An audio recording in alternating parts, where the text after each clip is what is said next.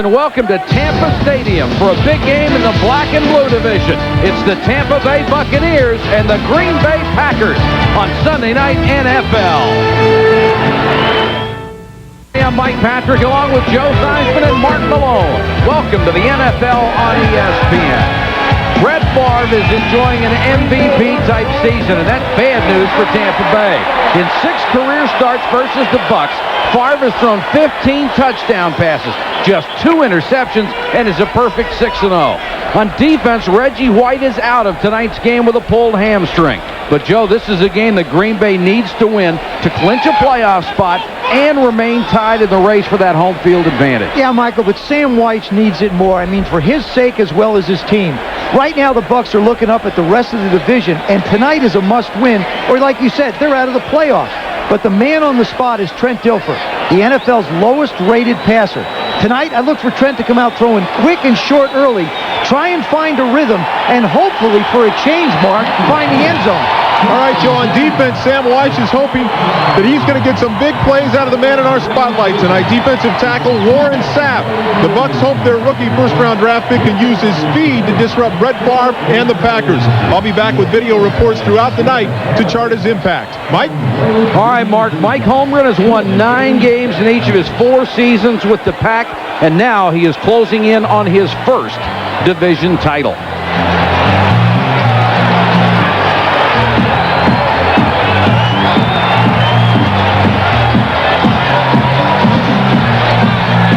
Green Bay has won the toss. They'll get the football. Houston teeing it up. George Teague and Antonio Freeman are deep to receive for the Green Bay Packers. And the playoff pressure is on. And after what happened in Philadelphia, the Packers know there's a lot more at stake tonight than there was. Skips by Freeman into the end zone. And the Packers cover it up there. Brett Favre is having an MVP year. He leads the league in yards and in touchdowns with 31 and only 12 interceptions. Robert Brooks has assumed Sterling Sharp's role in the passing game, has 77 catches for 1,120 yards. Up front, the Packers got a lift from Aaron Taylor's return. The powerful guard missed his rookie year with a knee injury.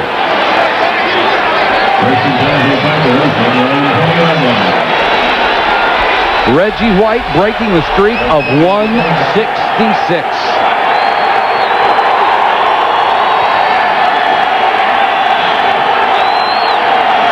Favre to throw on first down. The Levens in the flat. Dorsey Levens gets about 9. For the Bucs defense, first-round pick Warren Sapp returns to the starting lineup. He's been very good against the run. Hardy Nickerson has been the foundation of the defense. In 43 games with Tampa Bay, he's been the leading tackler 35 times. And Martin Mayhew has been burned lately, but still leads the club with 5 interceptions, the most here since 1990. Second less than a yard for the Green Bay Packers. Favre to throw again. Pump fake, chased. Throws incomplete.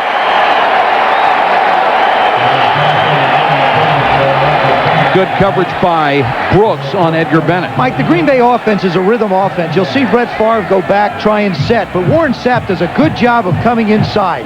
He doesn't stop, runs really over Winters. Now you see Favre's out of his rhythm, but the constant pressure doesn't allow him to set his feet and throw back to a receiver who hooked up in the middle. William Henderson, number 30, the rookie from North Carolina, checks in as a blocking back. And this is the best third down offense in the NFL. Levens has the first down and plenty more. Dorsey Levens to the 41. Oh, what a job Mark Chmura does on the right side. The tight end just did a great job of sealing the right side, and you'll see there's nobody outside for support. You want to take away corner support. He's going to be over here. He's going to seal this side and allow the runner to get outside. Terrific job. Does a good job on Lonnie Martz. Great help on the outside by William Henderson, and Levens makes the corner. Spotted at the 42.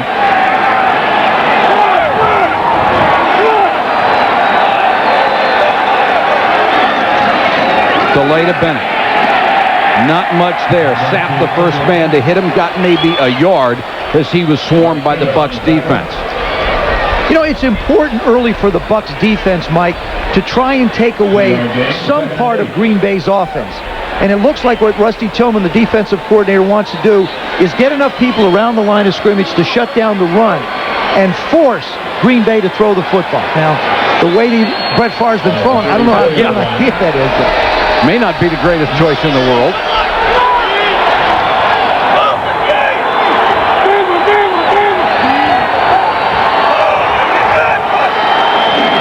Backs out of the eye, play action by Favre. The quick throw complete to Ingram, breaks the tackle down near the Bucs 40. Mark Ingram and Anthony Morgan alternate at that one receiver spot. Neither is terribly pleased about it, but this has been a real team this year. They don't criticize each other. They don't criticize the coach. They do everything in an unselfish nature. This is a good play action pass, and notice how quickly Brett gets it out. Now, this is what the Bucs are going to have to do. They're going to have to do a better job of tackling. That was Charles Dimry, who just missed the tackle completely on Ingram. Yards after catch, very important to this offense. Ingram picked up in a trade from Miami, and now Morgan checks in his spot. Favre again with a quick set, throws complete. Got about 7 yards for Robert Brooks, his 78th catch of the season. What a year he's having. And also, remember, too, Green Bay scripts their plays. And what Mike Holmgren is doing with his play call is he has first and second down scripted. That's what he wants to run. And this is the other play he wants to run. He gets the 30, has a little package to go to. Right now, from what I can see, Mike's script is completely on the right page. Beautifully written so far. 2nd and 2.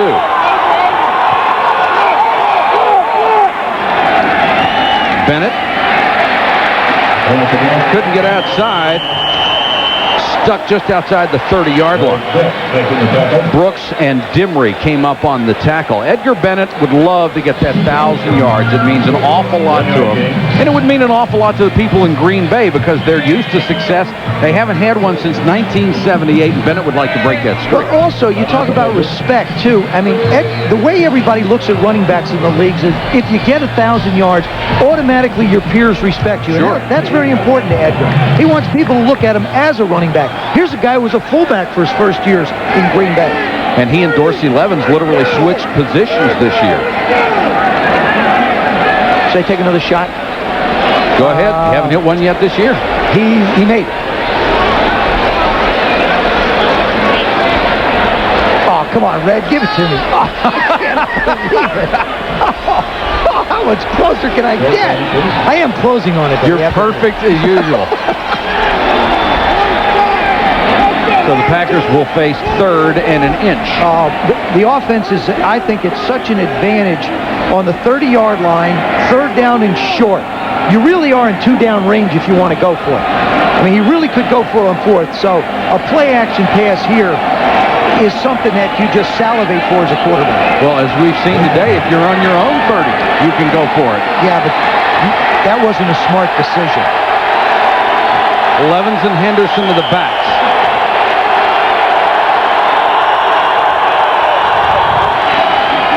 Dorsey Levens dives and has the first down. You might remember Dorsey Levens is an excellent tailback from Georgia Tech. As a senior, averaged over 7 yards a carry, but he's 240 pounds now. And look at the Bucs; they are signaling the ball came loose. But Red Cashin isn't having any of it. Now, Red's one of the real classic referees in this game. He's going to keep this whole thing moving along.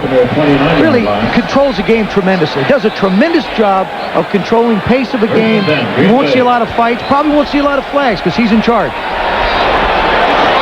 The Packers working on 4 minutes and have gone 51 yards already. It's been a beautiful opening drive. Favre play action one way, back the other. Flanker screen to the 15-yard line, beautifully executed to Anthony Morgan. Lonnie Martz had to make the tackle. Boy, are they in rhythm. Everything they're running works. He'll throw out to the left quickly. He'll turn around and swing now. This is a double screen. What happens is you'll see the quarterback fake to his left, Favre, come back. Morgan does a nice job of spotting up his offensive lineman. Then he just turns it on and accelerates into a small gap. Nice block by Frank Winters, too.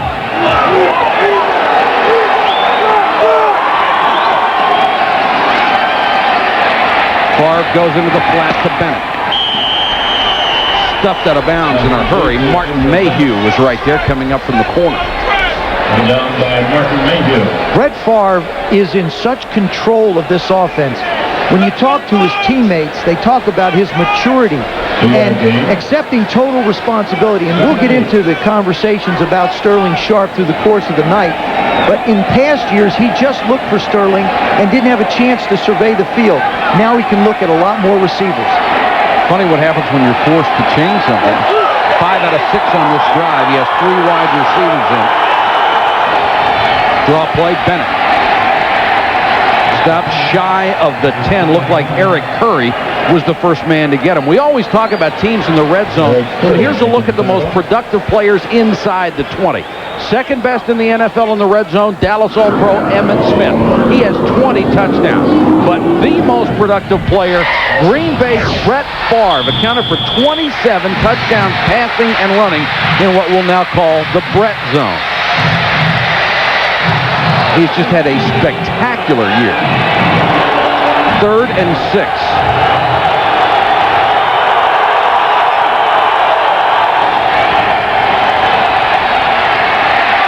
Favre guns it over the middle. It's intercepted. Picked off by Melvin Johnson, the rookie from Kentucky.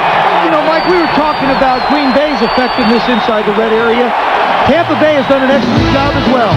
And they did it again. Nothing, first quarter.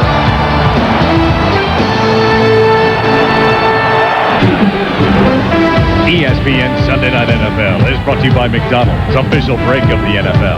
By Northwestern Mutual Life. There are a lot of good reasons for choosing the quiet company. And by True Value. No matter what you need, help is just around the corner. Nothing as Green Bay drives the length of the field and gets nothing out of the drive on the interception in the end zone. Dilfer and company start from its own 20.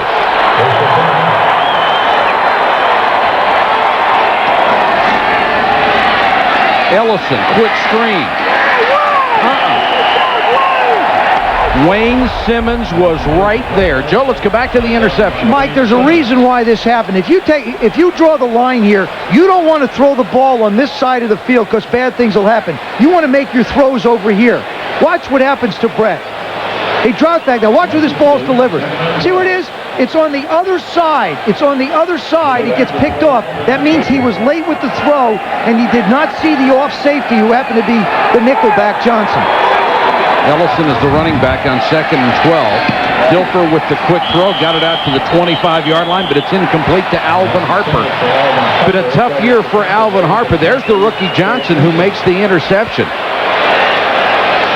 And Thomas Everett is the man whose job he took at free safety, and Everett said in the paper today and yesterday that he had felt like he was a scapegoat for the things that had gone wrong. He's a former Pro Bowler when he played in Dallas.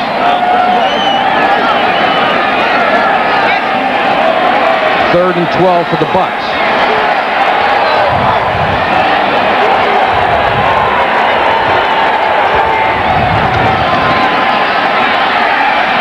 Dilfer hanging onto the ball and sacked by Matt LaBounty, who's starting in place of Reggie White. There must be something about that left end spot. Well, LaBounty does a good job. I mean, he's got great moves. He has a very good technician where Reggie just overpowers people. LaBounty uses some stuff. But in this case, Trent Dilfer's ready to go down the field. He sets up well, starts to go. LaBounty doesn't quit.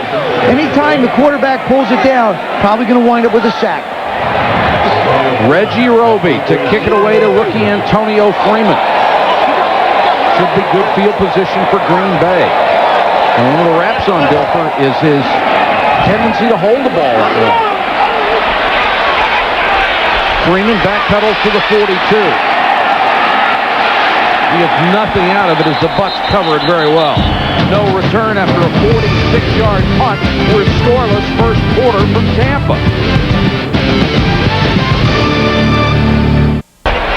To Reggie White's credit, he is not the kind of guy who wanted to come out for one play and make the streak 167 games. Rather, he chose to set it out. You got to admire him, no matter what he does. Even after we tried to talk him into it last night, he wouldn't do it. Yeah, and really, his motivation was, if I don't play tonight, that means that other guys are going to have to step up. And if they're going to have to step up, and do a good job, that means we're going to be a better football team. He is of a high integrity, a high intensity, and just a great football person.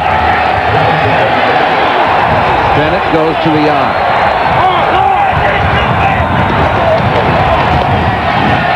Edgar Bennett stuffed at the line of scrimmage. That one who made the play was Chidi Ahanotu and Warren Sapp. They both just stuffed up the hole. Did a nice job. See, a lot of times all you have to do is stand up an offensive lineman and not allow the back to read either one side of there. If you can stand them up square, you make the back make a decision. In that case, Edgar just ran right into the back of Dotson.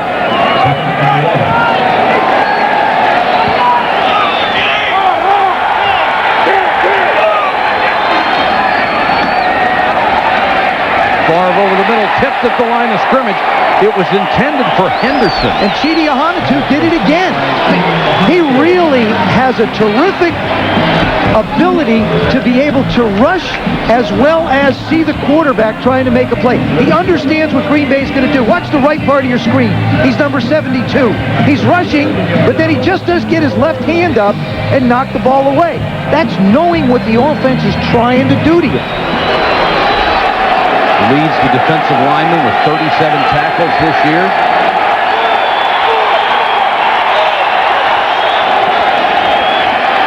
Favre wants the screen to Bennett.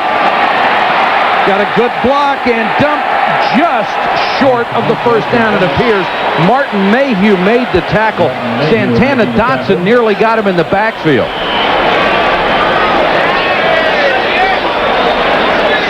Got a good mark. And it will be close. Tampa Bay almost blows this thing up from the beginning. See Nickerson trying to get over. Dotson couldn't make the play. Mayhew comes up and hits him, and they get a very generous spot here. Boy, they sure did. Oh, that's an official first down. Yeah, that was short. Underline the term official. That ball was spotted at least a yard further than where he landed. But Sam, sometimes they spot them where they think it goes. So first down, Green Bay at the 47. Not a good start statistically for the Buccaneers. 88 yards difference, and they're -9. But it's 0-0, and that's the stat that counts most. 3 wide receiver set for Green Bay. Bennett, the single setback. And he'll get the draw. Edgar Bennett nearly broke that one. Got down to the 42-yard line. Made by Santana Dotson. The Tampa Bay defense, they were really happy with the way they were playing at the beginning of the year, but things have gone sour. They have slipped to 22nd overall. Michael, the first 7 games, they have 21 takeaways, allow teams 15 points a game. The last 6 games, just 6 takeaways and 25 points a game. Leslie feels like his ball club's just gotten tired because they've been on the field that long. 2nd and 5. Favre throwing on the run. Brooks pushed out of bounds. He's got the first down. Brooks with 2 catches in this game. Told us last night he's been measured with 3% body fat. I have 3% body fat in my eyelids. And runs forever. 3%. His teammates marvel at his ability to be able to stay fresh. And he said, hey, look, if I got tired at the end of a game, I wouldn't be as productive as I can be. And I'm never going to allow that to happen. Wouldn't Vince Lombardi love that one? He said, fatigue makes cowards of us all.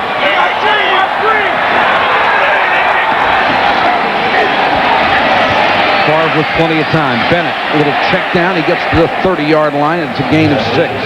Ahanotu drops back to make the tackle, along with Harvey Nickers. Yeah, if they're tickling each other out there, you let me know, all right? They wouldn't get penalty. The commissioner would have a hard time finding them for tickles. Illegal tickle. Okay. The Packers, here's another stat that just totally dominates time of possession and play. Jamore and Jackson both named the tight end. Bennett cuts it back on the toss sweep, a couple of yards shy of a first down. Derek Brooks, the rookie out of Florida State, makes the tackle. He's played really well for a rookie. I mean, from day one, they brought him in. They made him the right outside linebacker in this 4-3 defense. He's gotten 1 sack so far. But Rusty Tillman was saying he's really pleased with the progress this guy's made. He's not real big. He's 6 feet, 225, but has been a steady linebacker for him. None of their linebackers are big. Nickerson's only 229. Levens and Bennett in together on 3rd and 2. Far for Bennett, can't make the shoestring catch. Had a nice little pattern out there with Levens and Bennett crossing.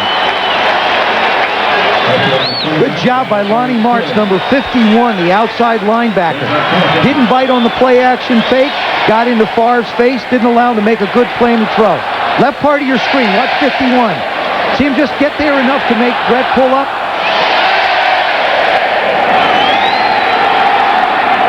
Chris Jackie comes on for a 45-yard field goal attempt. And he's kicking into a pretty good win, Mike.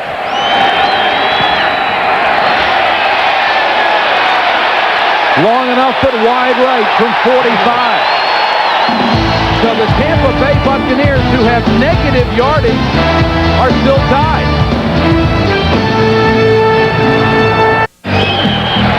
Nothing first quarter. Packers and the Bucks. Tonight's overhead shots courtesy of the Goodyear Blimp Stars and Stripes. Pompano Beach, Florida. Control captain Richard Daniels.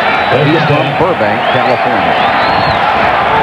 Pete Pearson has checked into the lineup for Tampa Bay on the offensive line for right tackle Scott Gill, who had been injured and is returning to the lineup tonight. Eric Rett gets the carry just back to the line of scrimmage. For Trent Dilfer, the potential is there. The numbers, not yet. Struggling with only 3 touchdown passes, 12 interceptions. With little fanfare, Eric Rett continues as an outstanding runner, over 1,000 yards. His first 2 years in the NFL. And Paul Gruber has now started more games than any other player in Bucs history, most of them at a Pro Bowl level.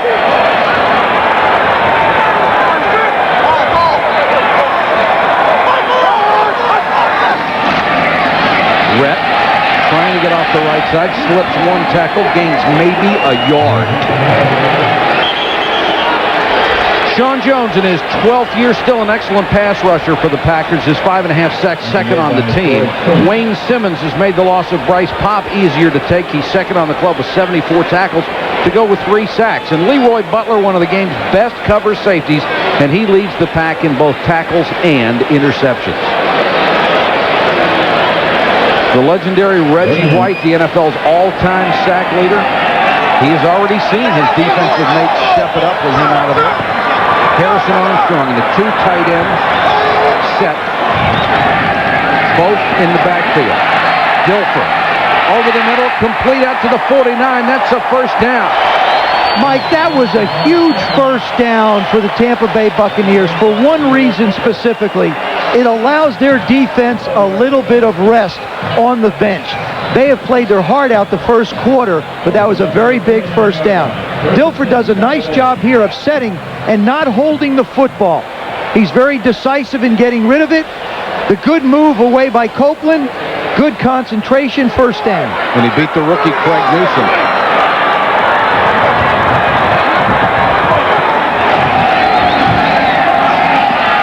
Dilfer steps up in the pocket, sidearms it, and just out of the hands of Alvin Harper. Newsom was there this time and got a piece of it.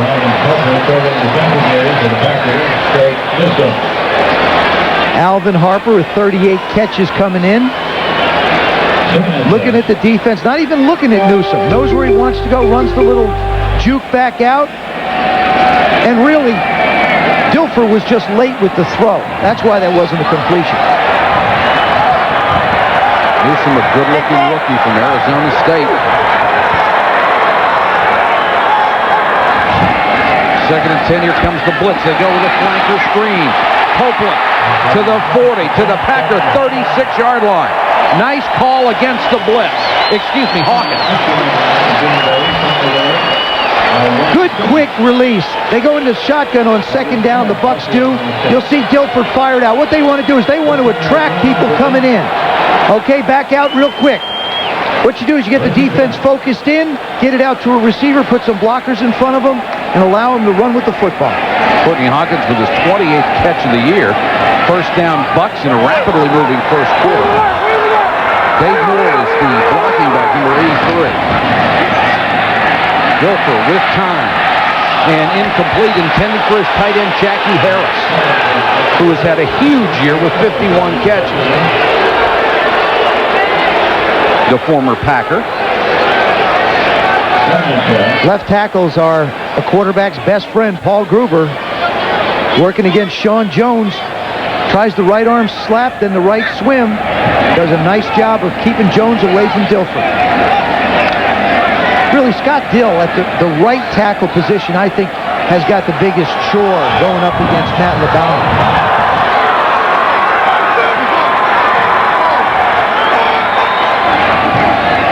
Rhett on the toss. Got a nice block at the corner and drives forward to the 25. Doug Evans made the tackle along with Leroy Butler. Matt LeBounty hasn't played a lot, so you know he's jacked up. He wants to come after Dilfer. So what you do is you let him go. He's down the lower part of the screen. Just let him go. Tight end releases outside. Pitch gets outside. Good job of blocking outside by Courtney Hawkins, the wide receiver. Almost like an option play. You just let him run himself out. And what's very important there, Mike, is that the receiver does a good job of position blocking. That's what Courtney Hawkins did. LeBounty, the 3-year man out of Oregon, and here for Reggie White tonight, has 1 sack. Back to the ground game. Eric Rett. He runs hard every time. Down to the 20. Joe Kelly in at middle linebacker makes the tackle along with John Yurkovich. Joe Pine, number 60, the left guard. Tony Mayberry, the center, 61. And Ian Beckles, the right guard, number 62. Created a nice little bubble for Rhett to get into. You'll see the push they get inside. There are the 3 of them. 60, 61, 62. See the alley? Look at that. Rhett heads right up 4 yards before he ever gets hit. And Tampa Bay is not going to bother with another play. They'll march to the other end of the field as they have played the Green Bay Packers to a stalemate on the scoreboard. End of 1 period, 0-0. Welcome back to Tampa Stadium. Warren Sapp in our spotlight. Sam Weiss decided to play him because of his speed. He can make plays, but he's undersized, and that can be a problem. Here's an example. Early, the stun, he works off of Aaron Taylor quickly, then gets to the quarterback, puts a little pressure on Favre. Here again, works off the tackle and gets in the backfield. But the problem is when he works against Taylor, if he doesn't get on the edges, he's got a problem. Mike, back to you. All right, Mark. And there is the first-round draft choice out of Miami. The guy that they wanted to make a bigger impact than he has, but he has played well. 2nd and 5 for the Bucs in a scoreless game. Dilfer. And they whistled this play dead. And Jackie Harris is just as glad they did. Well, you know, they're coming off of a timeout. And number 74 on the offense, 5 yards. Still 2nd down. You're not set? Trent wants to know, was he not set? Evidently not, because Trent wasn't even ready for the ball. That was a case where Tony Mayberry snapped it on his count as opposed to Dilfer's, and Gruber was moving.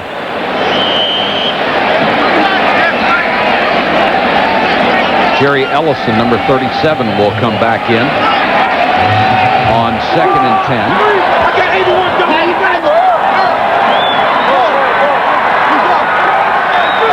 Show blitz. And around. Eric Rett from the wing back inside the 20, near the 10. Well, Sam Weiss is pulling out all the stops tonight. What he's done is he's getting Green Bay to commit to a certain step and then bringing plays around the other way. Sean Jones is going to take a hard inside, and they're just going to go around them. That's number 96. Jackie Harris does a good job on the outside. There comes Rhett. They got the linebackers chasing. Good block out front. They've gotten some excellent blocks on the perimeters from their wide receivers and their backs. First down, Tampa Bay, and Fritz Shermer, the outstanding longtime defensive coordinator, now the defensive coordinator for the Packers, trying to find a way to stop this drive. Dilfer throws to Moore, the H-back. He's double-teamed and tackled. Let's check in with Mark Malone. Mark? Thanks, Mike. Warren Sapp again in our spotlight. We've got some numbers on him right now.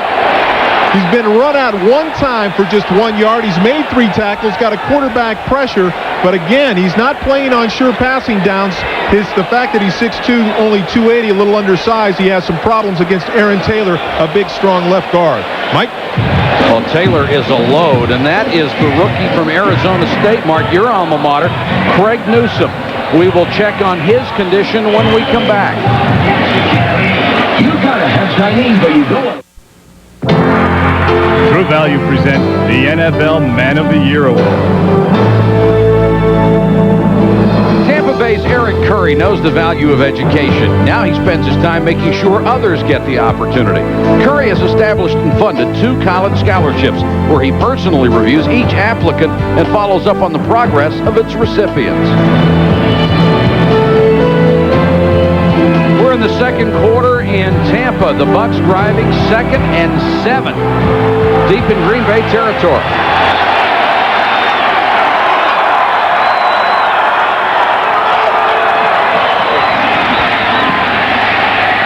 Dilfer throws complete in the flat. Down to the 2-yard line goes Jackie Harris. Keith Crawford had to make the tackle. Well, last time these two teams locked up, Jackie Harris had 10 catches for 122 yards. Dilfer finds him again out in the flat. He'll come out to your right. Ball's coming at you in your lap. Good quick read by Dilfer. You know, he's not holding the ball a long time. He's seeing the field fairly well. Got to have Sam Weiss very pleased and Mike Holmgren curious. And only Jay Novacek has more catches by a tight end in the NFC than does Jackie Harris. 3rd and a yard. Rhett. Struggling. Stuffed short of the goal line, but he will have a first down, it appears.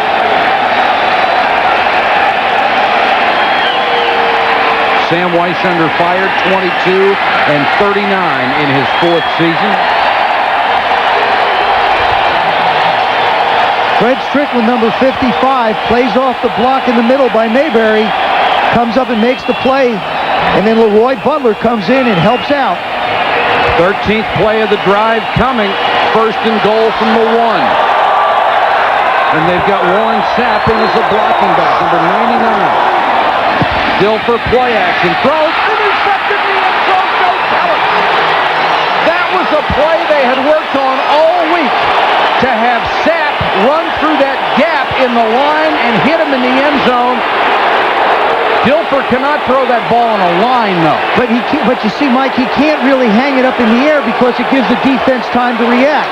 I think there you just have to say, this is a great defensive play by Joe Kelly.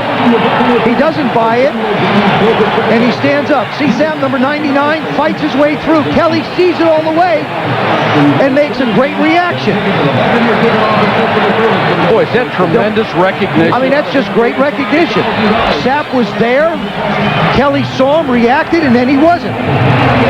What a play by Joe Kelly, who missed 2 days of practice this week because of a death in his family, and you can see the reaction by Dilfer. Edgar Bennett just pounds straight forward into the arms of Nickerson. Mike, you know how much of a knife in the heart that was for Dilfer. Oh. He's gone 9 games without throwing a touchdown pass. This one really takes a lot of pressure off of him, but Joe Kelly steps in front and makes a great play. And he's thrown the ball so well on the drive, as you said, throwing in rhythm, throwing on time, not holding the ball. He has his numbers, 5 of 9, and he's got the 1 INT. 2nd and 7.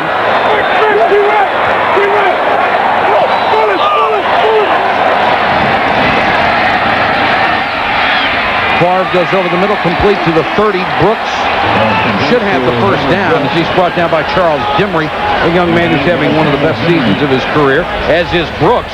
Came out of nowhere, really. And just a different receiver than Sterling Sharp was. He was penciled in to fill the role, works against Dimry. More of a runner. Sterling was a bigger guy who could overpower corners. Robert is more of one who can run away from people, make moves at the line of scrimmage, and get away from them. Fifth Packer receiver ever to have a 1,000-yard season. 1st and 10, Green Bay, 11-14 in counting. First half, no scores.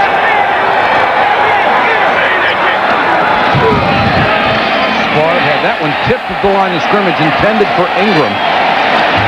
That one The hit. guys up front got a hand on it. It looked like Eric Curry 75. That was a ricochet shot. Curry reads it, gets his hands up, ball takes off. You didn't used to see so much of that when quarterbacks made those 7-step drops. No, you wouldn't. We used to drop a bit deeper. Now they get it out real quick. The right part of your screen, number 75, actually hits him right in the helmet. That's how quick Favre gets it out. They do throw it at about 6 feet.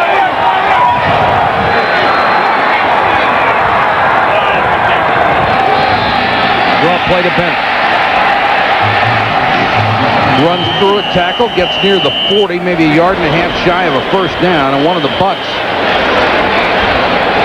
is down, and that's John Lynch, who was just coming back from a knee injury. Boy, you hate to see this. Down grabbing a knee again. We'll check on John Lynch when we come back. Still scoreless in Tampa.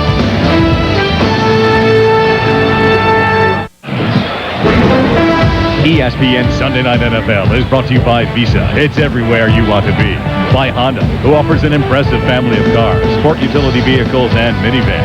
And by Video Guide, the on-TV program guide with news, weather, and sports. It's about time. Back in Tampa, 10:52 to go first half. Packers and Buccaneers are scoreless. Green Bay faces 3rd and 1 in its own 40.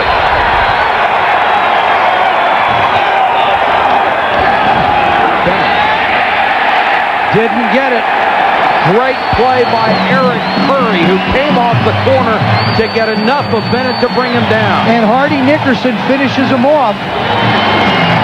Curry's really starting to play more like they had hoped. Watch him come down hard. He just follows the tackle, doesn't get Bennett down, but slows him down enough so that Hardy Nickerson can come in and finish him off. Packers will have to kick it away. Hendrick to kick to Bobby. Joe Edmonds, one of the great stories in football, out of the game for nearly 6 years with the drinking problem. And now he's number 5 in the NFC as he got a season to return. He's made the most of it. Dives for the fair catch inside the 20-yard line. A punt of 42 and no return. We are still scoreless in Florida.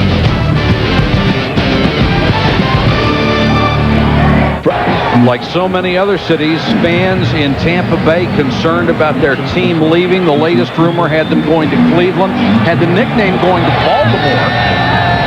Both of those rumors denied by the NFL, by people in Cleveland. They had a season ticket drive here. There's Malcolm Glazer, the new owner of the Bucks, bought them from the estate of Hugh Culverhouse. Mike, this is a great sports town. They have 32,000 plus season ticket holders for a team that has lost 10 games over a decade, 12 years in a row. But the Glazers wanted 50,000.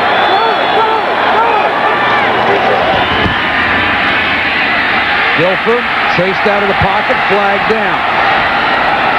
Dilfer gets out of bounds to 23, and that looked for all the world like a holding call. Usually is when the flag comes in that way.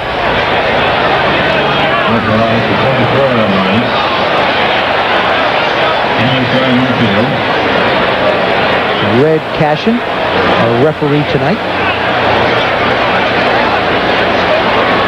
The other destination that has been rumored for this team has been Orlando, but the Glazers want a new stadium wherever they go, and right now they can't seem to find a city that will build one. Holding during the run.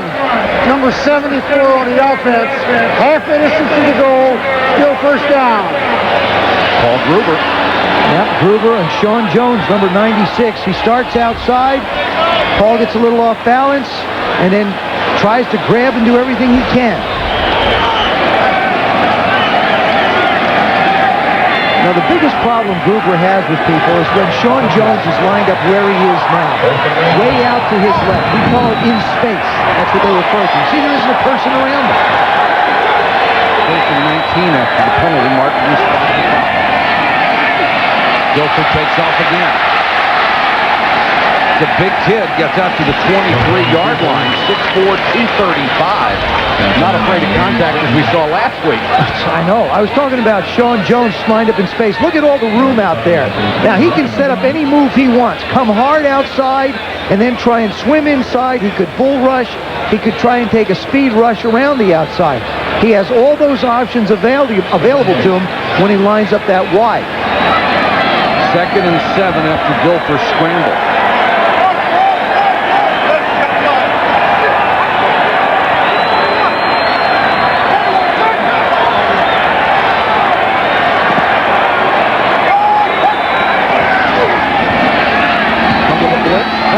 Flanker screen. A couple of great blocks, and Hawkins over the 35 of the 37-yard line where Leroy Butler got him, but it's a gain of 16. Second time they've run that. And they've gotten 30 yards out of that play. 14 the first time, 16 this time.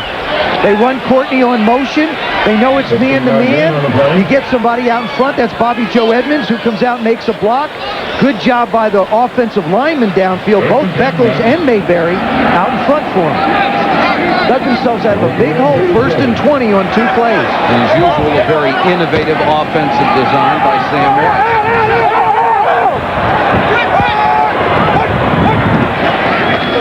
Eric Rett is off the right side and slithers across the 40-yard line. Bernardo Harris. Remember, Michael, the left defensive end or the right offensive side is where Reggie White lived. And you never ran at Reggie White. And really, a guy like Reggie makes you offensively do a lot of different things. One thing is you don't run over there. That was a 4-yard gain where it normally wouldn't happen for the Packers.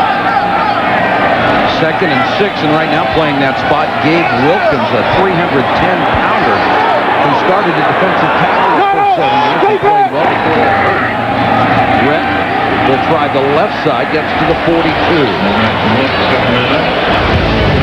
The Pro Bowl Selection Show. Thursday night at 7:30 p.m. we'll have the exclusive announcement of this year's AFC and NFC teams. Join Chris Berman, Tom Jackson, and Joe Theismann for highlights, analysis, and interviews with the NFL's biggest stars. That's Thursday, 7:30. How about in advance our condolences to the 3 brilliant NFC receivers who won't be going? That is incredible. Or 4. Yeah, 4. I mean, it's just unbelievable, the list of NFC receivers. Jerry Ellison on the field, 3rd and 4. Dilfer with plenty of time. Sideline for Ingram, incomplete. Knocked away at the last moment by Keith Crawford, the second-year man from Howard Payne. Alvin Harper tries to go up and make the play. And you really want to take advantage of his height. Does a good job. He goes around. Now, to me, he's just too close to the sidelines. He comes down. It goes right through his hand. Alvin Harper's got to make some plays. He was brought here, paid $10 million. Those are the kind of plays he has to make to help this offense out. He's got to make the tough catches. Been a tough year for him. Missed the first 3 games with an ankle sprain, then played hurt for 3. Only had 38 catches coming in.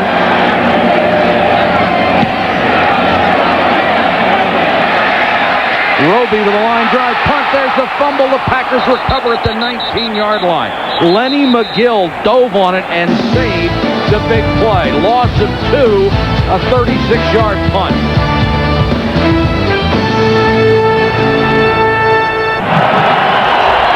Alvin Harper on the sidelines, and sometimes the things you say come back to haunt you. He said in the paper today, I need to get the ball more. Well, there was one where he had the ball. Well, they tried to get it to him 3 times today, and that was when we needed to come up with a big play. You see the averaging per catch.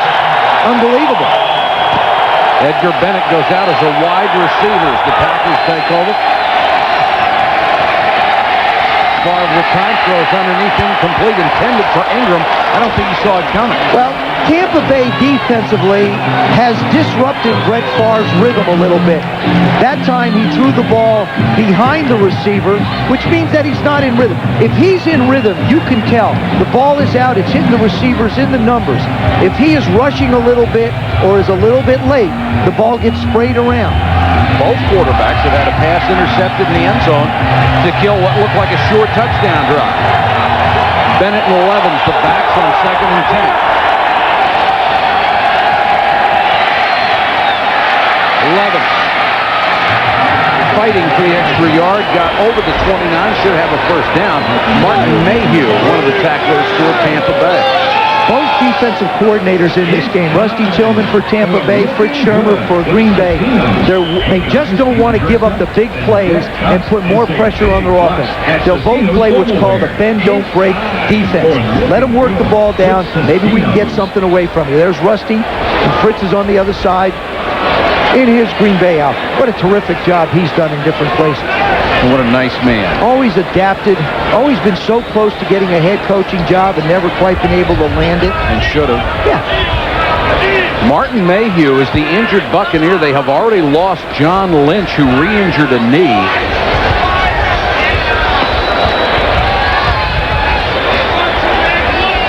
Mayhew coming up on Robert Brooks. He gets locked up. It looks like one of his own players came in and hit him from the left side.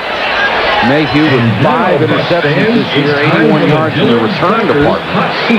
And fortunately for Tampa Bay, able to get up. Providing tonight's shots from above the Goodyear Blimp Stars and Stripes. Goodyear Blimps in their 4th decade of live sports coverage. Congratulations, you have just won a doctor's... Now that's not the shot that we showed you before. This is now. This is Alvin Harper, still concerned about the play that got away from him. When you make that kind of money, I think the pressure's unbelievable. I wouldn't know. I wouldn't know. Me neither. But I mean, you're trying so darn hard to justify it in your own mind. Tony Stargell has checked in, number 45 for Martin Mayhew at the corner. 1st and 10, Green Bay. Dimry made the play there, and a late flag. Dimry and Morgan right together, and Dimry and the fans really upset about the penalty flag. Yeah, Mike, they allow contact within a 5-yard area. They allow the defensive backs to chuck the wide receivers. And this is going to be pass interference, but to me, these are two receivers hand fighting, or a receiver and a DB hand fighting. Pass interference on the defense. First down.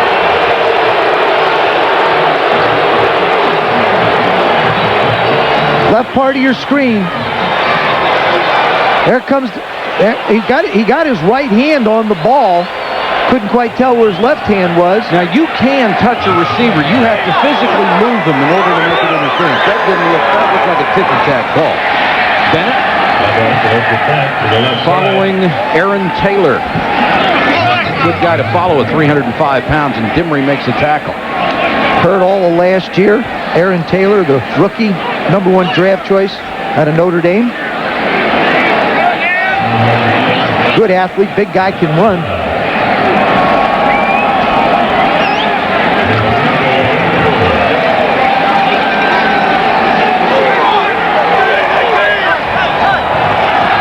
Second and 5 for the Packers. Favre over the middle. He's got Keith Jackson. Jackson down to the 37-yard line. He gives them another big weapon, a gain of 19. That's why Keith Jackson came to the Packers. That's why they wanted him. Look at that. There's nobody there. That's the first thing that goes through a quarterback's mind. Nobody in center field. I'm going to try and work the ball down the middle. That's exactly what happened. Brett Favre finds Keith Jackson. And Edgar Bennett nearly knocked that pass down. He thought it was for him. Timeout, still no score.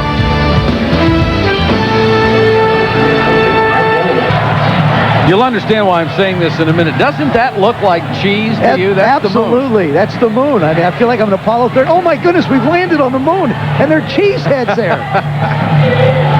6,000 cheese heads have landed in Tampa. That's great support. 6,000 people go on the road course. It's a nice time to leave Tampa. Nice time to leave Green Bay. Oh, there's one. There's a artificial cheese head. 1st and 10. Bennett cuts it back inside down to the 33-yard line. Tackled by Derek Brooks, the rookie out of FSU. Bennett never fumbles the football. The reason? He says, the less I fumble, the more they give it to me. Yeah, and the other thing is, he says, I don't want to put up with Coach Holmgren's wrath if I do. Mike that's one of the big stress points for Coach Holmgren.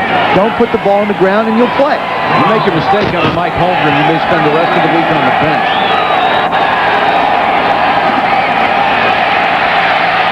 Favre hanging there as long as he can, and then throws easily over the head of Mark Ingram, incomplete. Good pressure by Tampa's outside rushers. They really are. They really are causing Favre to hold the ball longer. And the longer you hold the ball as a quarterback, and you have a lot of crossing routes like Green Bay runs, they go from one zone where somebody's covering it into another zone where they're covering it. So the longer he holds it, the tougher it comes to find places to put the ball. 3rd and 6 with 4:27 to go in the half.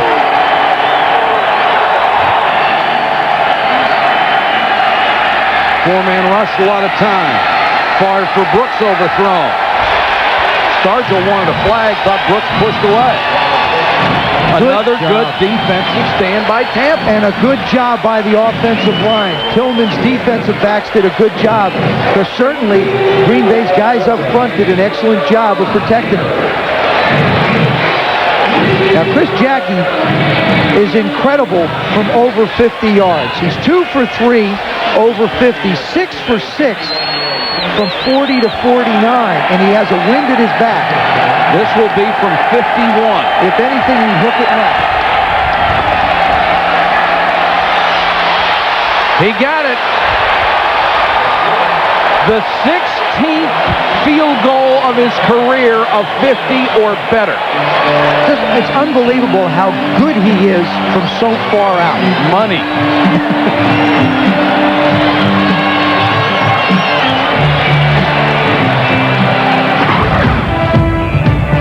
The best pregame show in the NFL can now be seen on Saturday and Sunday at 11:30 a.m. sharp with Chris Berman and the gang on NFL Game Day. Then at 7, all the highlights of all the games on prime time. And at 8 p.m. Eastern, Sunday Night NFL, the Oakland Raiders and the Seahawks in an AFC West battle.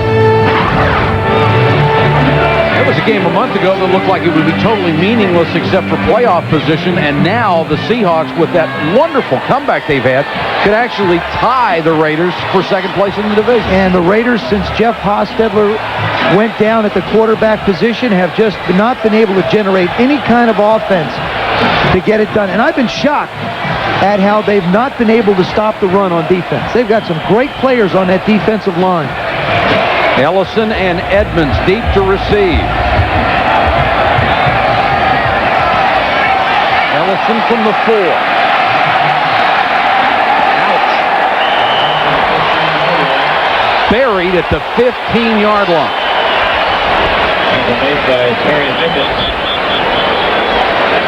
Travis Jervey downfield on special teams got the hit, along with Terry Mickens. Both of those turnovers were interceptions in the end zone. The Packers dominating statistically, but right now they're up only 3-0 with 4:02 to go first half. Mike Patrick, Joe Theismann, Mark Malone with you from Tampa, Florida, where it's about 40 degrees tonight. Packers even brought the weather with them. Bob Kuberski, number 94, checks in on the Packers defensive line. Flag is down. Pass over the middle, a dangerous throw. Let's see. Complete or not? No, it is not.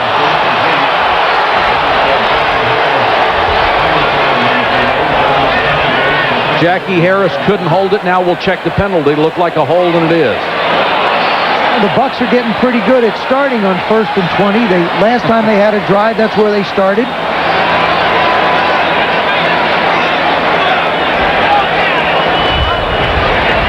Each time, see Sam hold up his hands and his fingers.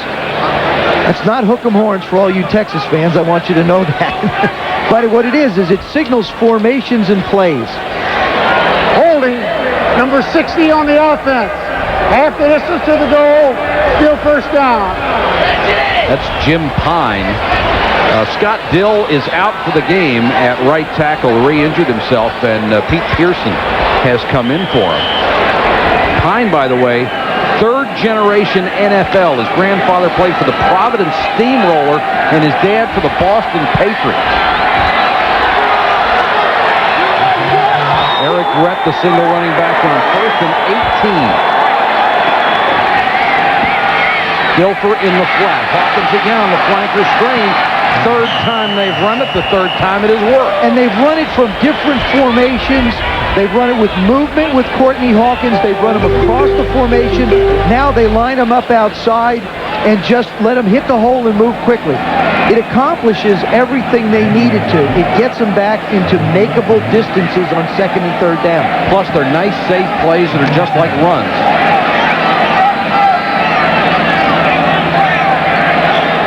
Second and 7 for Dilfer.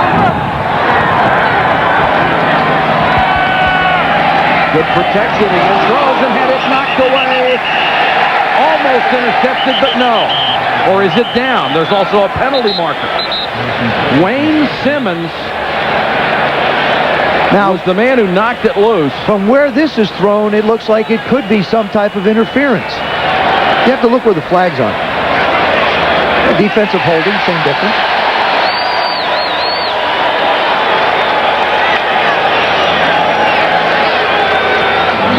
Rick Shermer thought his defense had gotten a rare turnover. Number 54 on the defense.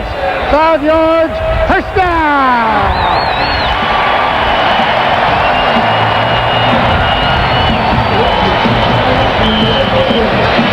Dilford's going to look to his right. Now he makes the set. He's got him in the hole, but I mean, what he anticipated was that linebacker moving outside a little bit more, Wayne Simmons, and he didn't. First down on the defensive holding. Dilfer end around the rep. No way. Matt Labouty was there to mess up the timing. Second big play of the night for Labouty, starting for Reggie White. And Pete Pearson, the right tackle, number 69, is not the starter there. So you got to figure he hasn't seen this a lot in practice. Going to come right through 69, doesn't even block him. He's got to do something to him. Jackie Harris, the tight end, never ever gets a hand on him. Labouty makes the tackle. And did you see Reggie White smiling? Now there's a guy who sees someone doing well in his spot, and he's not threatened a bit. He's happy for him. He wants to see that happen.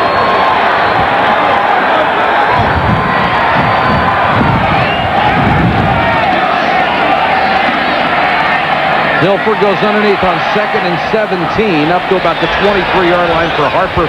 Bernardo Harris is there. Alvin Harper is fighting himself tonight.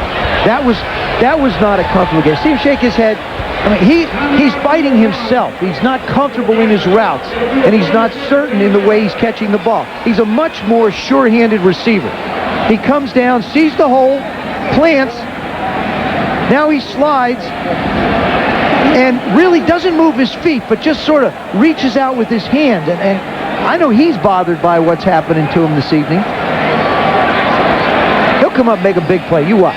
He's just that kind of guy. Somewhere in this game, Alvin Harper will make a big play. The last 2 years with Dallas averaged 21-6 and 24-9 receiving, and this year he's averaging only 14-4. Green Bay took the time out there with 2:13 to go. And I think that's the difference in being what I call a complementary receiver or a primary receiver. Michael Irvin is the primary receiver, and boy, have we seen it this year.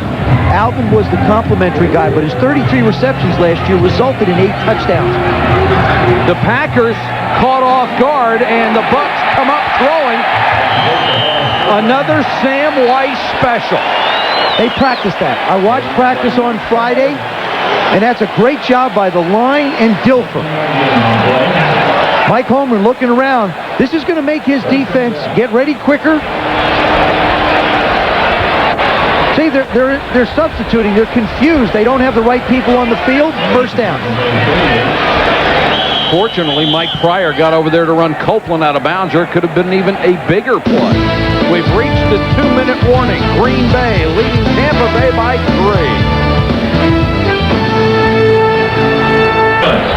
Packers lead at 3-0. Warren Sapp in our spotlight tonight. Let's go to Mark Malone.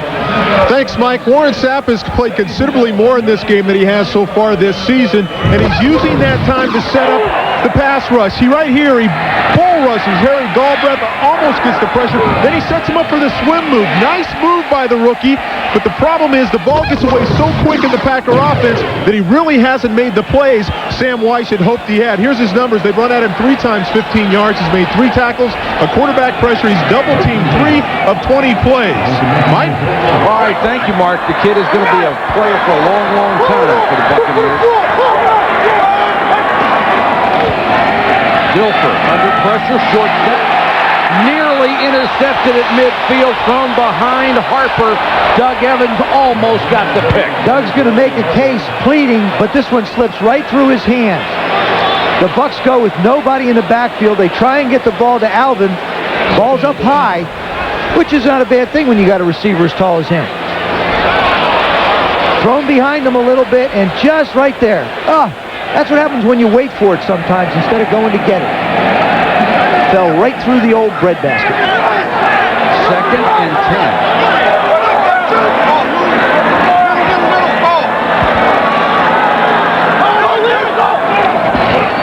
Draw play, Rhett. And waiting for him in the hole was Wayne Simmons, the third-year man out of Clemson. And Rhett didn't like something that happened in the end, and there's Fritz Shermer. He wants a timeout again. The Packers want the ball back with some operating time.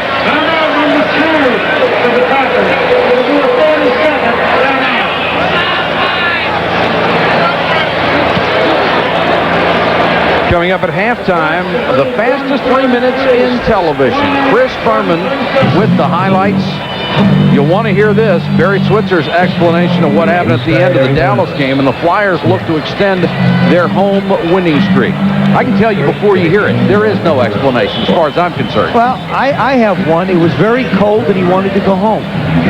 It worked then. It was rational. I don't, you know, I just think that that kind of a call by Coach Switzer today lets down the guys that are playing hard on the field. And I know his team is going to stand with him, and that's admirable and all. But, man, you don't make those kind of coaching calls whether you play Pop Warner ball, high school ball, college ball, pro ball. It was amazing to watch. I'll say that for it.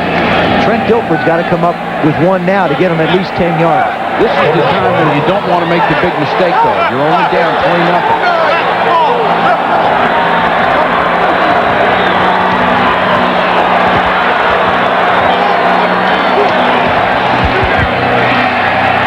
Dilfer with time, throws short. Copeland makes the catch.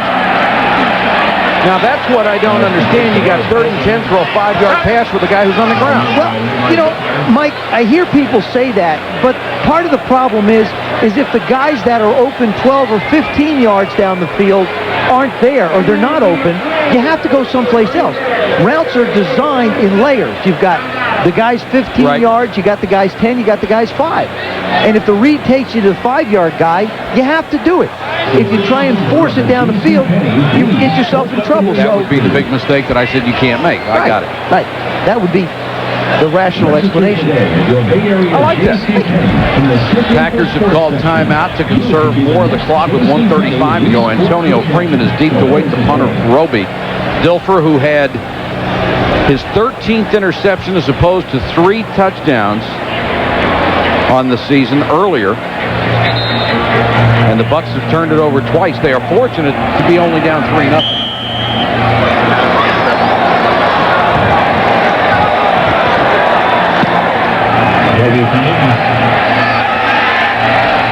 Freeman buried at the 15-yard line. Melvin Johnson with another big play, this time on special teams.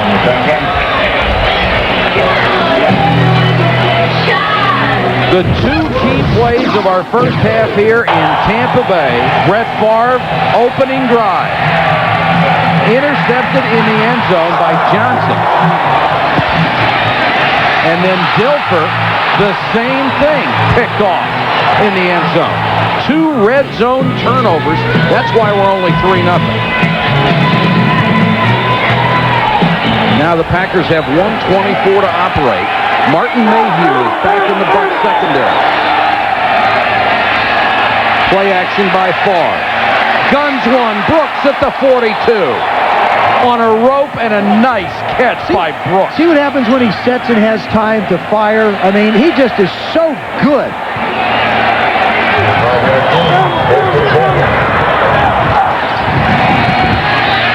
Wants the screen.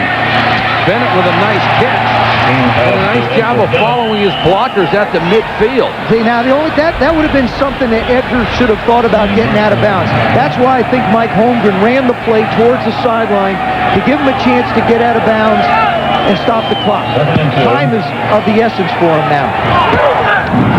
2nd and 2, and Favre will just kill it with 39 seconds left. If he runs out of bounds, and instead of it being 3rd and 3, it's 2nd and 5, so what? Sure. So that's a case where Mike wants to talk to Edgar about that decision. And it would have saved 12, 13 seconds off the clock. It's important that Tampa Bay tries to funnel the Green Bay receivers inside in the numbers. They don't want him to catch something out of a corner where a guy can make a play and get out of bounds. So that's going to be the primary thing on Tampa Bay's mind.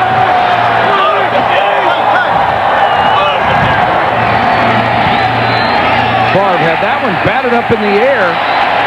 Mark Wheeler, the 6'2", 4-year man out of Texas A&M, knocked that one away. And the other result of not getting out of bounds 2 plays ago is you had to use 2nd down to kill the clock, and you only have 1 shot at a 2-yard game. Exactly. You got to be, you're right, Mike. You got to be thinking every play. There's a reason for it.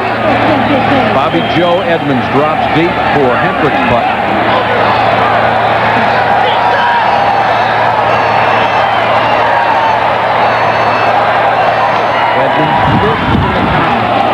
Big rush and nearly got there. And Edmonds covered at the 10. Prime Monday tomorrow night at 7:30 Eastern. Mike Tirico and company preview the battle between the Chiefs and the Dolphins. We'll have all the latest news from around the NFL and go backstage with Miami linebacker Brian Cox. All that and much, much more tomorrow night, Prime Monday. Sellout crowd here tonight in Tampa Bay, over 74,000, which is great on a cold night like this with your team having falling to the edge of the playoff picture and rumors circulating that the team will not be here next year. Now there's 2 legends, NFL Buck fans and Mr. Berman, our 3-minute wonder. And Chris will be along shortly.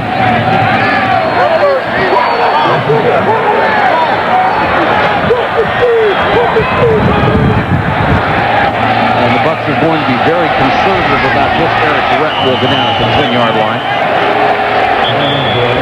Crowd doesn't like it, but that's a nice conservative, safe call. There's a flag down on the play. And a nice conservative hold to go with it. Yeah, I think you got to kneel down, Sam. I mean, you've got to tell Trent, take the snap and kneel down. You don't risk a fumble on an exchange or a penalty. Holding, number 82 on the offense. Half the distance to the goal, still 1st down.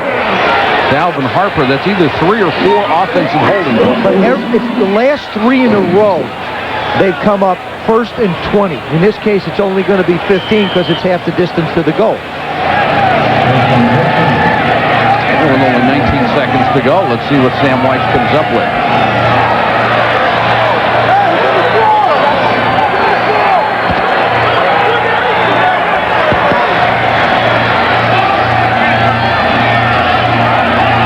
They'll give it to Rett. Fights his way outside the 10 to about the 13-yard line. Wayne Simmons made the tackle for Green Bay.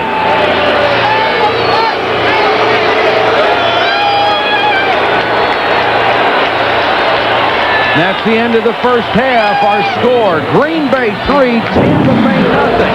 Now let's join Chris Berman for the Acura halftime report.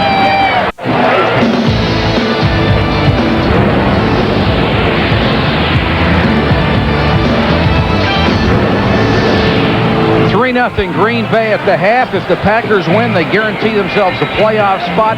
The Bucs have to win to stay alive for the playoffs. They have not had a winning season since 1982. Hendrick to kick to Ellison, 37, and Bobby Joe Edmonds back with him at the 3.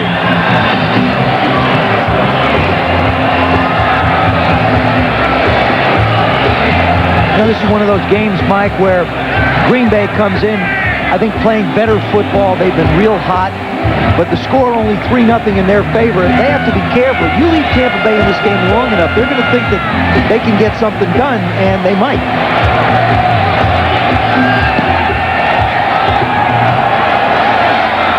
Ellison from the 9.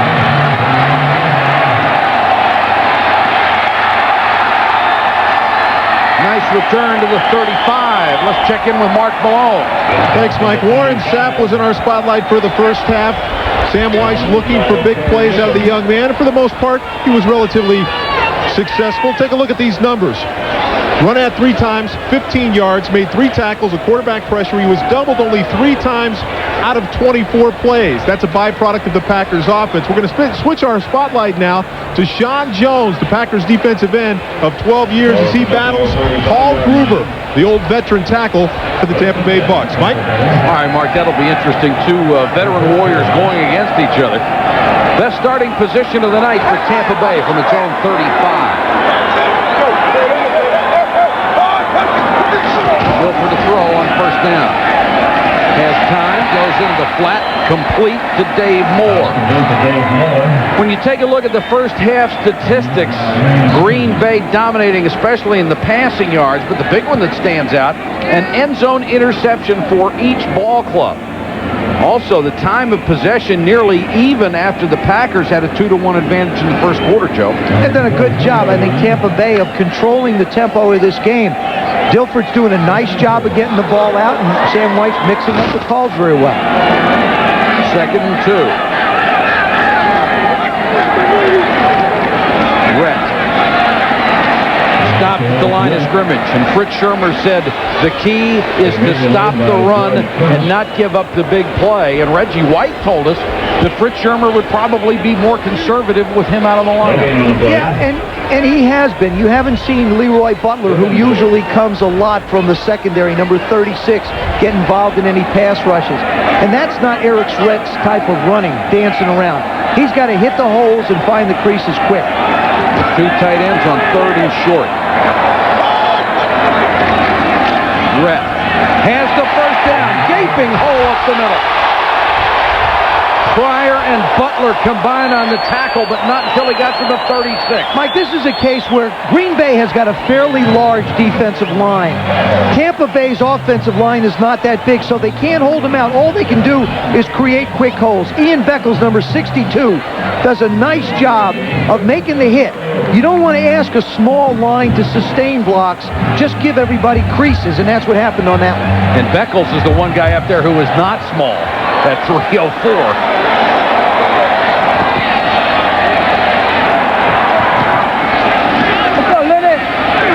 Dilfer with good protection again. Now he's chased and sacked at the 46.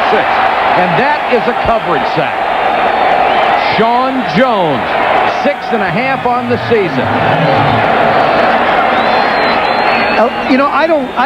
This one isn't really a coverage sack. This is interference in the eyes of the quarterback. See, Harper's open down the field, and also Dilfer has somebody in the flat. What he has is Sean Jones right in his vision. See when he tries to throw?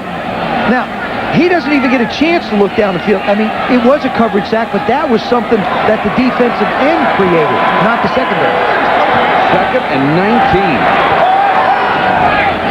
4-man rush. Dilfer over the middle, incomplete at the 32. Thrown for Hawkins. The coverage by Leroy Butler. In the last 2 plays, he's had some happy feet. He's not real comfortable with this offense yet. He's still a rookie, in my mind, even though he was on the team last year, missed all the training camp, gone, forget it. He's still a rookie. You're going to see, I think, this kid improve. A lot like we saw Brett Favre improve as he became more comfortable with Green Bay's offense. If he improves as much as Brett Favre, they'll be happy. Great quarterback. They'll be happy here in Tampa. 3rd and 19. Steps up in the pocket, guns it over the middle, complete to the 23.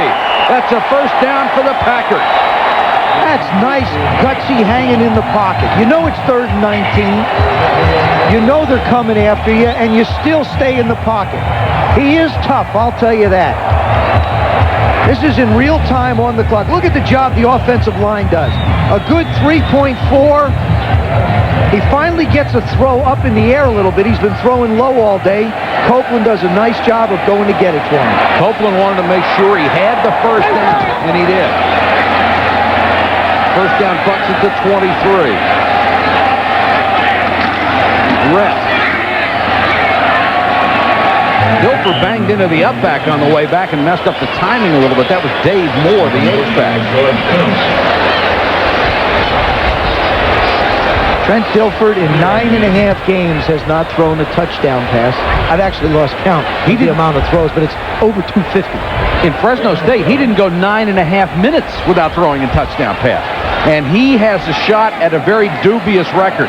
Carl Sweetan, Mike Phipps, and Mark Rippon had 4 touchdown passes in his season with 300 attempts. Dilfer is trying to get there. 2nd and 8. Got all the tools, though, folks.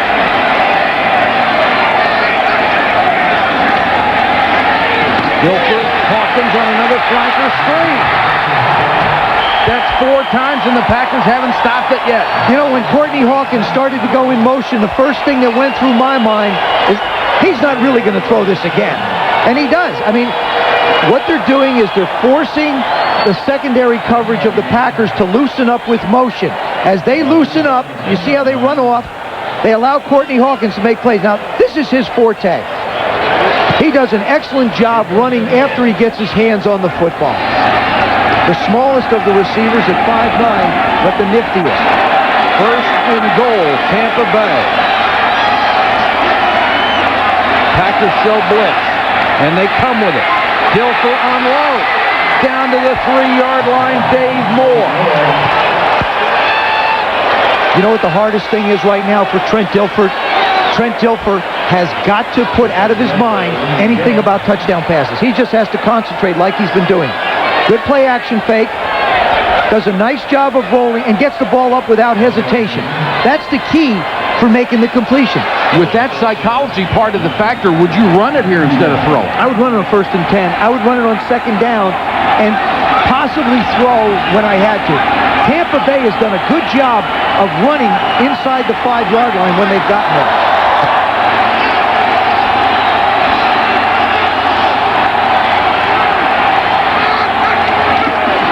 Eric Rett, just short of the goal line. Opened up a nice hole for him. Sean Jones saved the touchdown. If you talked about Ian Beckles being the biggest guy, Mike, number 62. Why not run over him?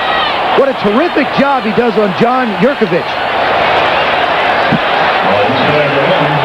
3rd and goal from a foot. And Reggie, this is where you want him in there.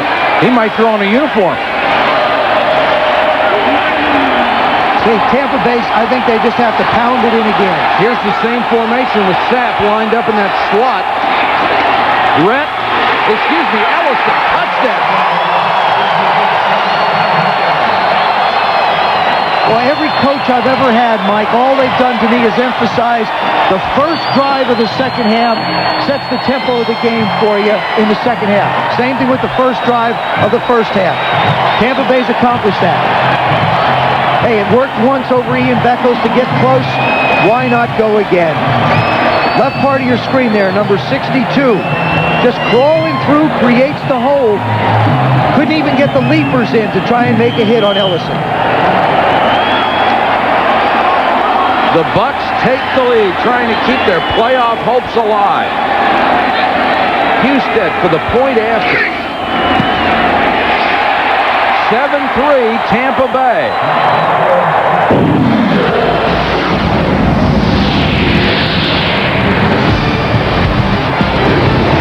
Jerry Ellison out of Tennessee, Chattanooga, with the 4th rushing touchdown of the season.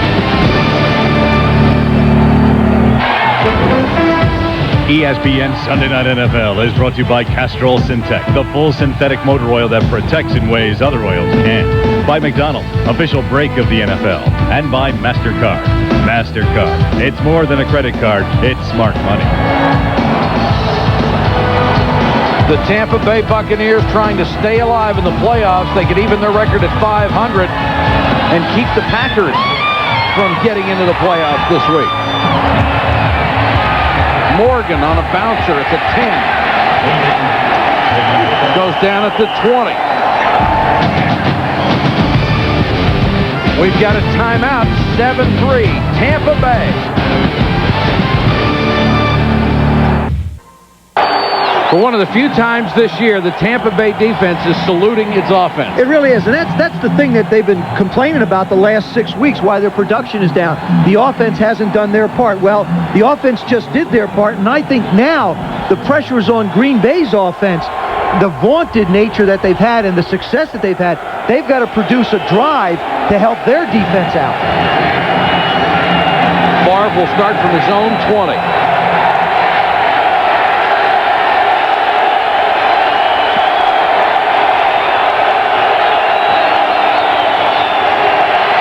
Quick set, throws in the flat, but only a yard for Anthony Morgan.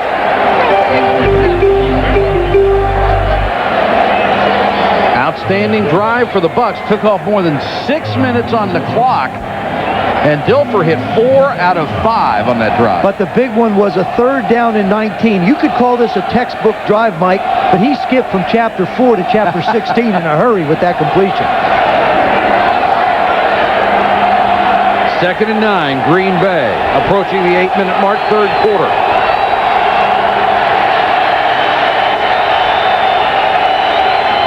Bennett, nothing. Stuffed as he got to the line of scrimmage. You know the name we haven't called tonight? Mark Shimura, the outstanding tight end. He hasn't been part of the game plan. No, he hasn't. Tampa Bay has done a good job of taking him away, but also, I mean, they have not allowed Green Bay to get into any kind of a rhythm passing game. They're forcing him to come up 3rd and long every time. That is not what Mike Holmgren wants, nor is that the design of this offense.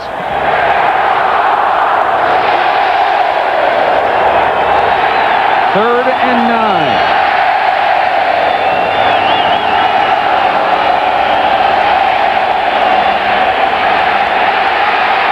Favre has to scramble and throws for the first down. Brooks came back to get it.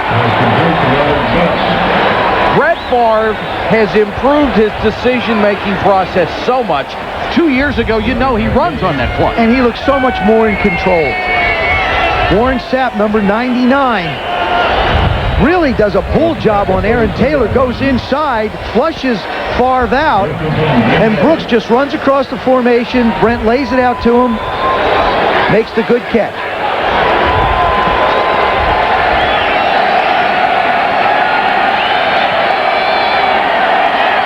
Dorsey Levens gets a carry.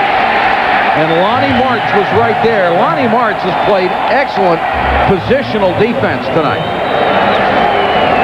And every down linebacker that they picked up from Kansas City. The thing that he does so well, Mike, is he closes on running plays. I mean, if the play is away from him, he can chase it down.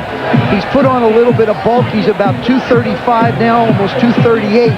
So if somebody's running at him, he can handle a tight end as well.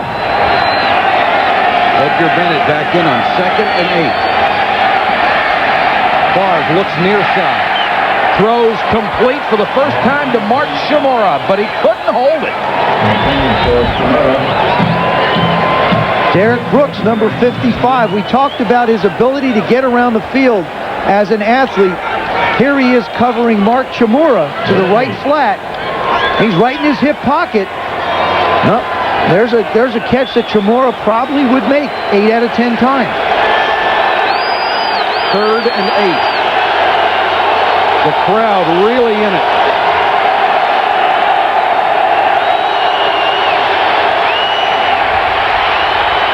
Favre on the run, sideline. Incomplete, out of bounds. Morgan made the great catch, but apparently couldn't get both feet in. And there's a case where I think Brett Favre was fighting his own human nature. There's one where he probably could have taken off and made the play. As he scrambles up the field, I think he can pick up 7 yards. He tries to make the throw. Now remember, if the official thought the receiver could come down inbounds, it would have been a catch. But he did get the 1 foot in and slid out. That was awful close because there was contact that drove him toward the sideline. Bobby Joe Edmonds waits for the punt. Late fair catch signal and makes it at the 25. Flag is down. 40-yard punt, no return. Well, if the Tampa Bay Buccaneers have the ball on the 25-yard line, it's got to do something to set them back because every drive they've had has done that. Just makes sense.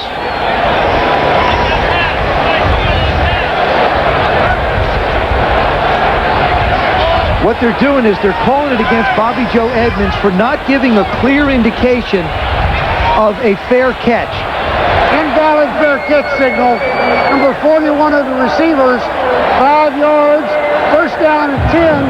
That's a timeout. Instead of the fair catch signal, Bobby Joe Edmonds just gave him a little hello wave, and that won't cut it.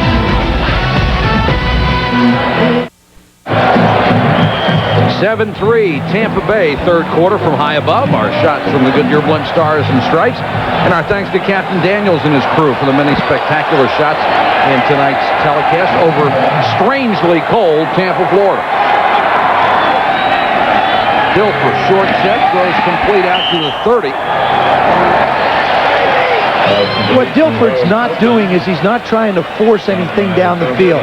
He gets back in a good rhythm, and he's making the throws to the receivers that are in one-on-one coverage. You know, Trent Dilfer would not have been Tampa Bay's quarterback had Craig Erickson not moved on in free agency. The Bucs did not want to lose him, but he wound up being traded because they knew they couldn't pay both of them the amount of money on that trade. Under the cap, there's just no way you can pay two quarterbacks the starting salary in this league anymore. Eric Rhett on the toss, breaks a tackle. Eric Rhett is one of the unsung running backs in this league. First, he plays for Tampa Bay, a team that hasn't had a winning season forever. And second, because he doesn't get that much exposure. But this guy runs hard every time he has the ball. And we talk about 1,000-yard backs, Mike. He had 1,003 coming in. This is that toss they ran earlier. This time he goes right by Leroy Butler. Butler tries to turn him in, and you wind up having Mike Pryor come over and make the play. They can't afford to lose a safety because they only have Pryor and Butler active.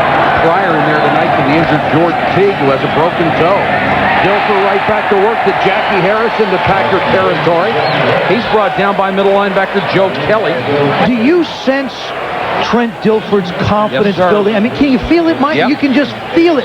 People at home are feeling it through the TV. And how many times, well, he's not Oral Roberts. I don't know if they're feeling it through the TV. Okay, but how many times have we talked about rhythm? And when a quarterback gets on rhythm, and that's exactly what Sam Weiss said Trent Dilfer had not been doing, throwing on time. He's 16 out of 23, 152 yards tonight. He'd love to get that touchdown, though. Rhett bulling his way inside the 45 to the 42 where Kelly made the tackle.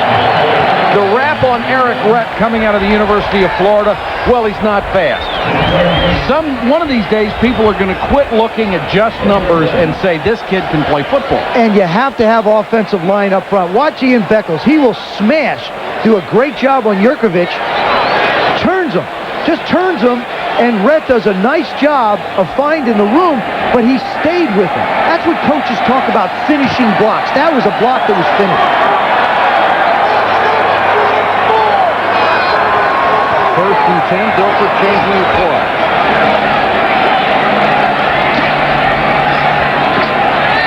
Four-man rush by the Packers, and now Dilfer just throws it away. Well, he held it a long time, but he was going to make sure it wasn't picked and just tossed it out. He's getting a standing ovation from the people in Tampa. What would think that an incomplete pass thrown away would get an ovation from the fans? Well, they've seen him so many times in that situation this year, just chuck it down the middle late. Sam Weiss says he has no doubt that Trent Dilfer will eventually be a heck of a quarterback. It's that growing process that drives coaches crazy. Here comes the blitz. Dilfer unloads. Knocked away at the last moment by Lenny McGill. Underthrown to Harper, who had his man beat. That was a case where Dilfer just couldn't step into the ball. He gets a lot of pressure, and the ball just flutters in the air. Now, Alvin Harper, he can make a play on this. If the ball is a little bit more out into the field, but it flutters and heads on out. That's another thing you have to consider, Mike, is Dilfer is throwing into the wind.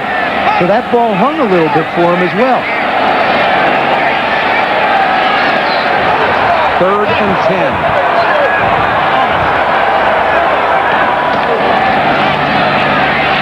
Good protection up front. Jackie Harris can't hold it. Would have had a shot at the first down, and Leroy Butler, talk about undersung players, was right there to make the play. Now, Jackie Harris has been a big target for Trent Dilfer. Now, Dilfer wants to go to him. He comes out, does a nice move. Good job out. Ball's thrown a little bit behind him, yes, but a play that Jackie would make most of the time. So they'll have to punt it away. The line of scrimmage to Green Bay 42.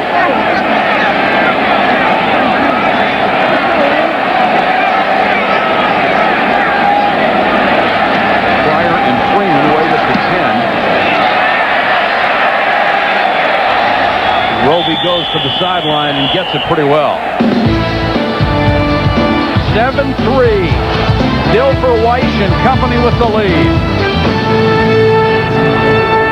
Sean Jones in our spotlight, and at 6'7", one of the toughest things to do is to block him because he can go inside or outside. So what Tampa's doing now, putting a tight end on him. But look, he works off both the tight ends, gets Gruber going and makes the sack there.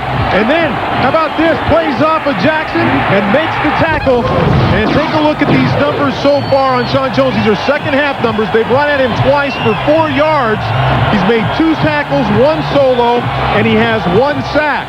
So even though they're putting a tight end on him, guys, he's having some impact here in the second half. Mike? And Mark, obviously they're going to target him more tonight because Reggie White isn't in there. Green Bay starts from just outside its own 10. William Henderson, number 30, in at running back.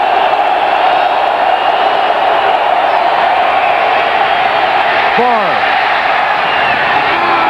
Brooks went down for it at the 35 and incomplete.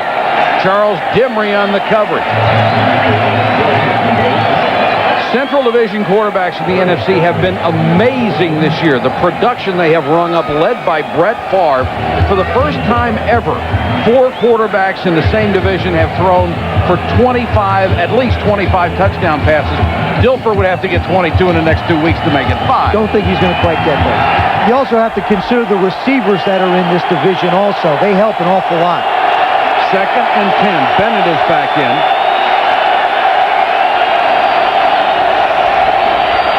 Play action. Nice fake by Favre. Jackson to the 20, a couple of yards short of a first down.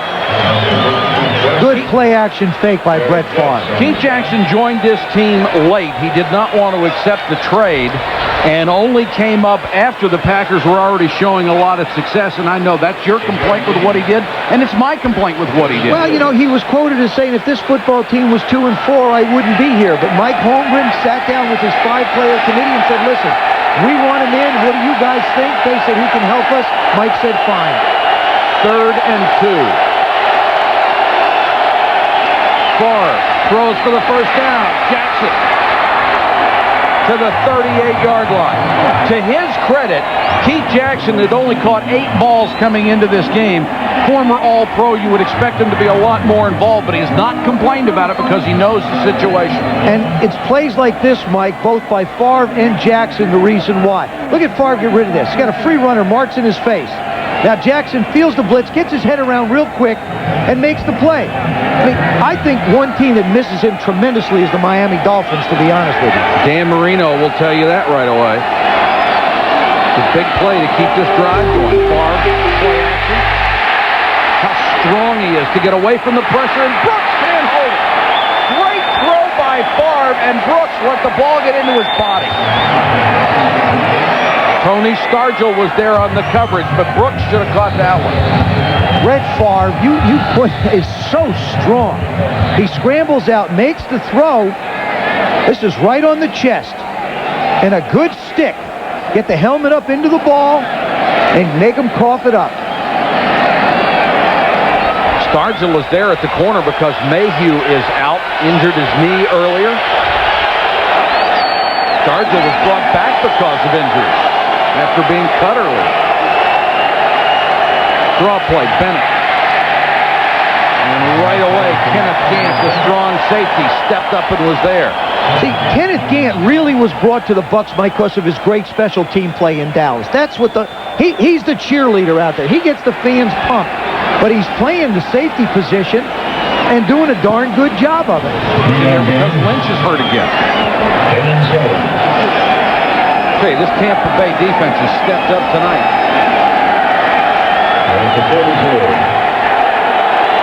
Third and 7.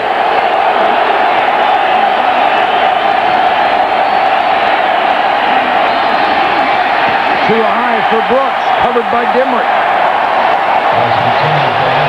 Excuse me, intended for Anthony Morgan.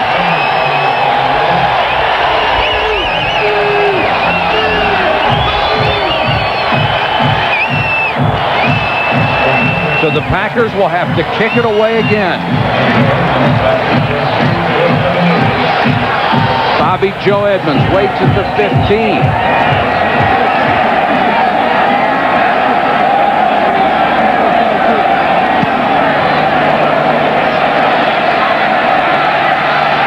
Edmonds with a running start. Bobby Joe Edmonds, a 17-yard return after a 41-yard punt.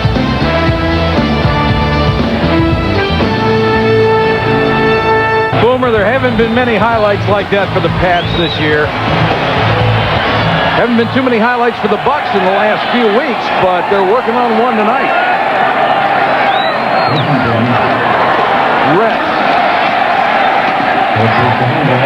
That play shouldn't have gone anywhere, and he got 5 yards out of it.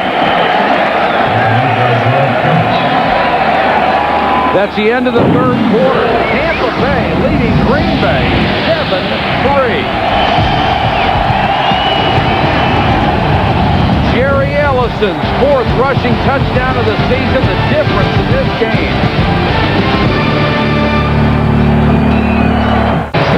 Buccaneers lead the Packers 7-3. 15 more minutes of football from the sombrero. And who is this?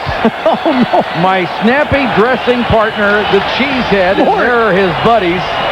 Mort looks good in cheddar, doesn't he? Art! Donald?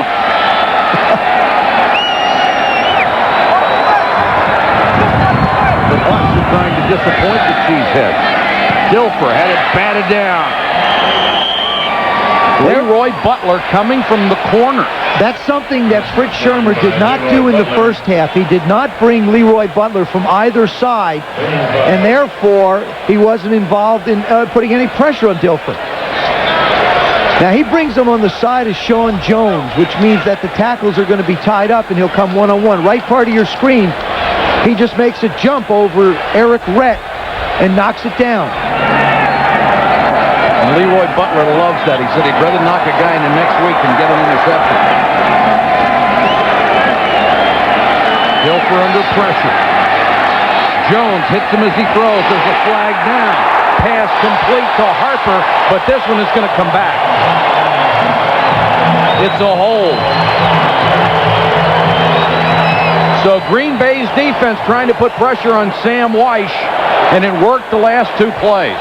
But an excellent job by Trent Dilfer, just scrambling out and making a play. He didn't look like he was going to have the opportunity to turn and make a throw. Holding, number 60 on the offense. 10 yards, still 3rd down. That's Jim Pine, the left guard. Number 60, the right part of your screen. He's hanging on to Gilbert Brown, number 93. Got that pad up in the air. Dilfer does a terrific job to get his body turned to make the throw. This should be old hat for Sam. They've converted 3rd down and 19. And Sam has seen his young quarterback grow up some tonight, hasn't he? Bobby Joe Edmonds checks in, goes to a slot.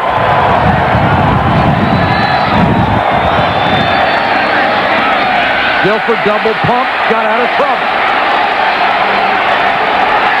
Incomplete. Bobby Joe Edmonds had a shot at it at the sideline. Great play by Dilfer, not only to avoid the sack, but then a perfect throw. Really keeps himself composed while he's running around that field for his life. Here's the pressure up the middle. It's going to be a quick pump and go, I think. Jones goes inside. Now he sets and puts a lot of touch on this thing. I don't don't know what pass interference is, but that could have gone either way. And like we saw one earlier, Mike, it didn't get called. The refs are letting them play. Doug Evans had a hand in there. Roby, the punt. Antonio Freeman is deep.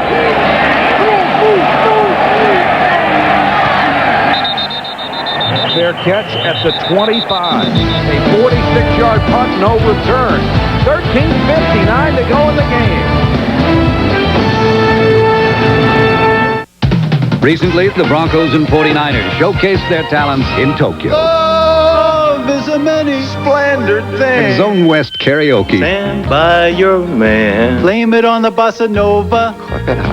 The dance of Where the players brought no ability to carry a tune, but did bring their Visa card, because Zone West can accept just about anything except American Express. Now use your Visa card and win a chance to see the NFL's best belted out at the Super Bowl. ESPN Sunday Night NFL is brought to you by Cadillac and your Cadillac dealer, creating a higher standard. By Pentax, life is fun. You've got the pictures to prove it. Pentax, available wherever fine cameras are sold. And by Skill Power Tools. Think of all the things you can do. 13:59 to go in the game. Mike Patrick, Joe Theismann, Mark Malone with you from Tampa. Green Bay takes over at its own 26. Packers trying to make the playoffs. The Bucs trying to stay alive. Edgar Bennett nowhere to go as the Buccaneers defense swarms. Hardy Nickerson led the charge. They do a great job of getting the safeties up supporting as well. They're doing a terrific job of recognizing where Brett Favre wants the ball to go. And what a changeup for the Buccaneers. The first 6 times he's played Tampa Bay, 15 touchdowns, 2 interceptions. He is 6-0 against this team. No touchdowns and a pick tonight. Rusty Tillman, the new defensive coordinator, doing a terrific job.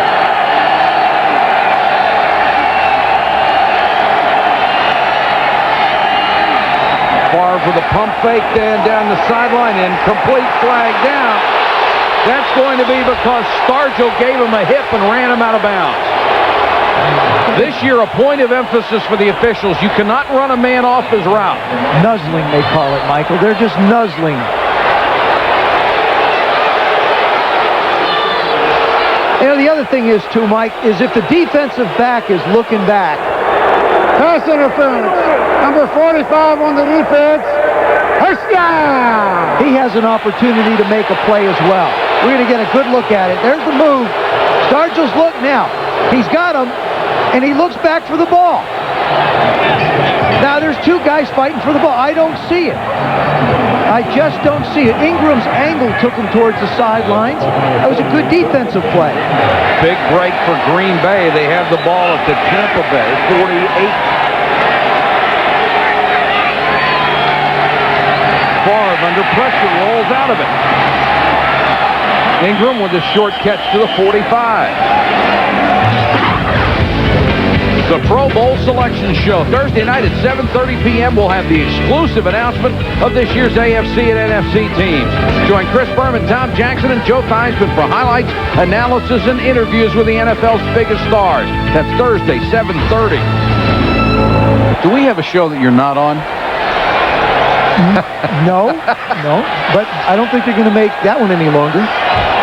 Mike Holmgren, one of the most personable and finest coaches around. Play action by Favre. Throw short to Levin. And they're going to say he was down. The official made the call immediately as Derek Brooks was over there. Once the ball hits the ground, if the running back still has it in his possession, it's down. The ground cannot cause a fumble. That's the thing you have to remember. He's reaching for the extra yards, but if his knees are on the ground and the ball comes out, the ground cannot cause the fumble. There's another look-see. Watch his knees. Are they on the ground? Yep. The whole body's on the ground and the ball bounces out. Oh, you asked me what show? I'm not on body shape. That's what I'm not so far. 3rd and less than a yard. Levin. It's the second time they've given it to him in short yardage, and he's been able to pick it up. We talked about the Pro Bowl show, and earlier we mentioned the wide receivers. Look at these guys. Now, there are a couple running backs in here. All over 1,000 yards, and half of them are going to be left at home. And most of them will be over 100 catches. I mean, Herman Moore, sensationally. Brett Perriman, you've got two going there. Chris Carter, another one. Jake Reed in Minnesota has done a terrific job. Jerry Rice, obviously. I was looking at Metcalf, but he's not a running back anymore. He's playing that run and shoot. Favre wants a screen. Levin.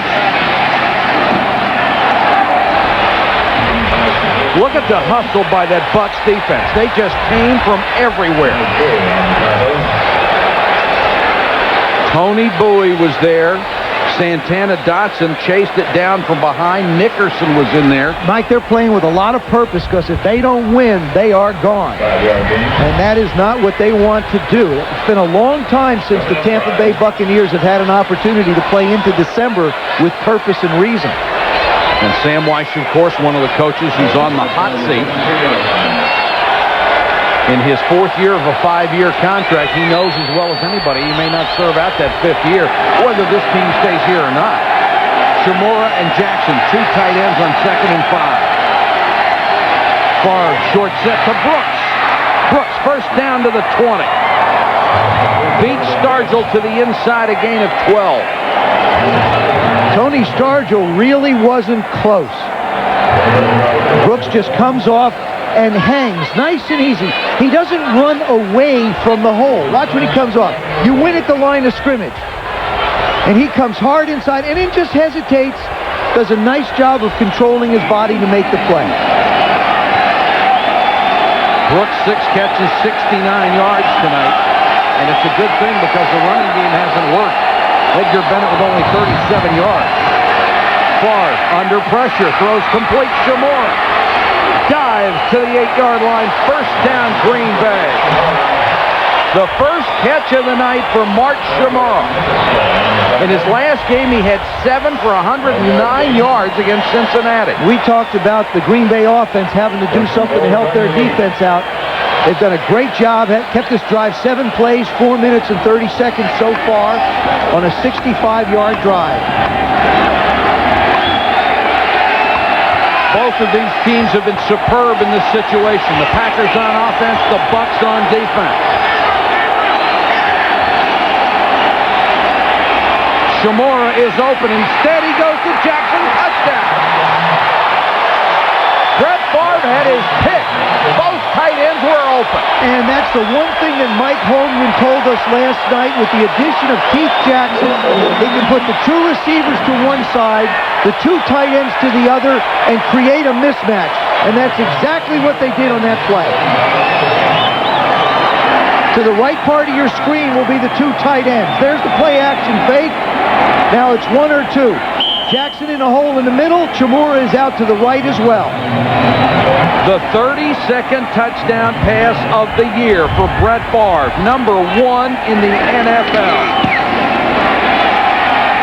The point after is good. Green Bay regains the lead at 10-7.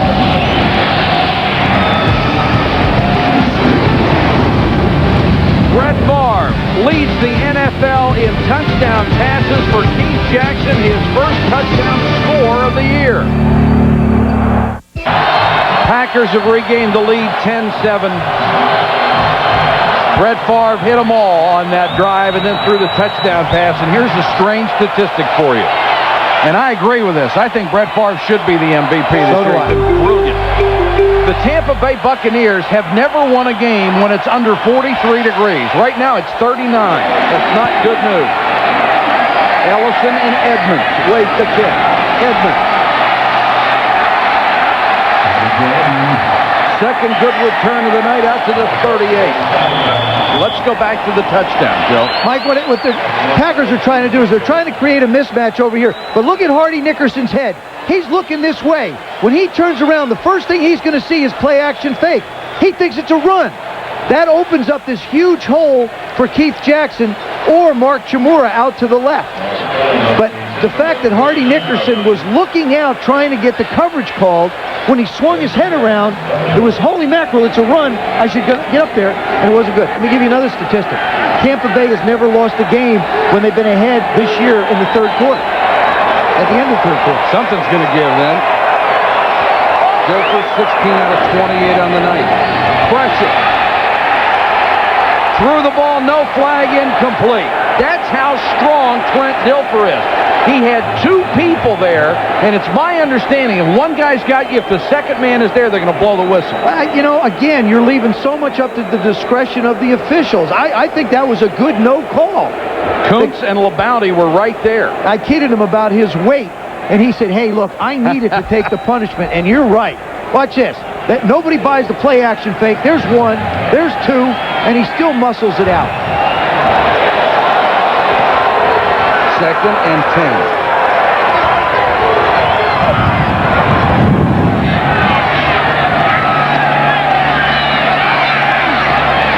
Dilfer throws short, complete for about 5 yards to Courtney Hawkins. Joe Kelly with a little show of emotion as he plants him in the turf. Kelly's always been that emotional, aggressive player. Had his best year with the Jets. Likes it inside here. He never liked being an outside linebacker. He's more suited to stop the run. I mean, if he gets caught in pass coverage, he's sort of lost, but does a terrific job of covering the short areas if he has to and stuffing the run. 3rd and 5. Approaching 8 minutes. 4-man rush. Good protection in the first down at the Packer 43-yard line. Oh, didn't Horace Copeland make that look sweet? He just does a nice job of coming back and snatching the ball out of the air. But it's not going to get done unless you get the blocking up front. That's not a big offensive line. Gruber does a terrific job on Sean Jones.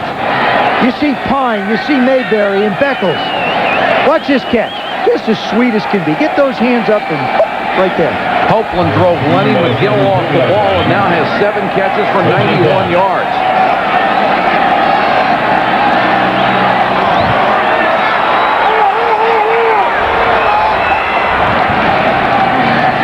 Rep, little stutter step.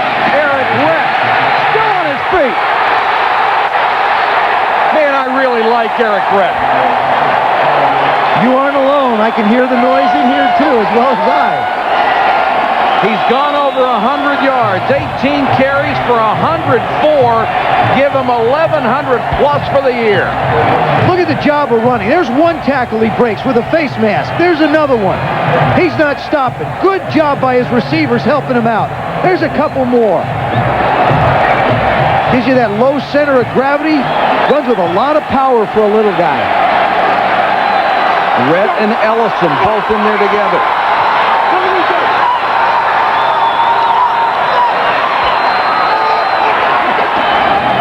Ellison on the toss. Nothing.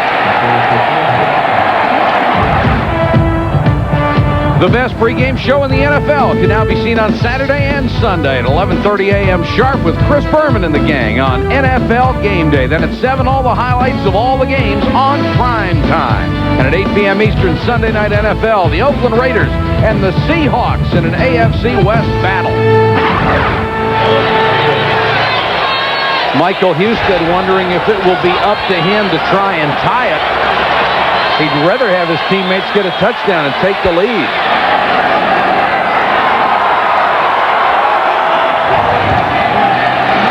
Dilfer on a roll. Throws complete, first down to the 20-yard line. Lamar Thomas makes the catch. Third-year man out of Miami. Excuse me, not a first down.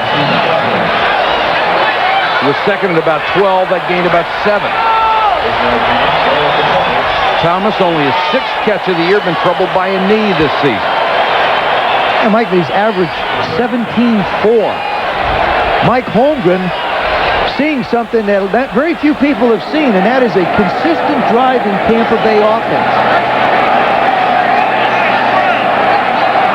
This is the best by far they have done. 58% tonight on third down. Here comes the delayed blitz. Dilfer throws incomplete. Right at the marker, Doug Evans on the coverage against Courtney Hawkins. That was a good call by Fritz Shermer against Sam Weich's call of the sprint out. Bring the blitz. That way he can't get outside the rush because it's coming from all over, and make him throw quick, and that caused him to be inaccurate. Now Husted, the numbers on the season.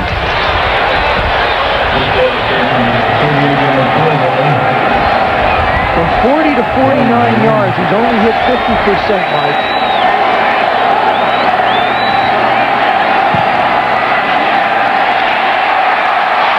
Just sneaks it past the left upright. We are tied in chilly Tampa Bay, 10-10. 10 with 4 minutes and 48 seconds to go in the game. The Bucs have tied it, set to kick off. Another nice scoring drive. Although they wanted the touchdown, they settled with the field goal and not the score.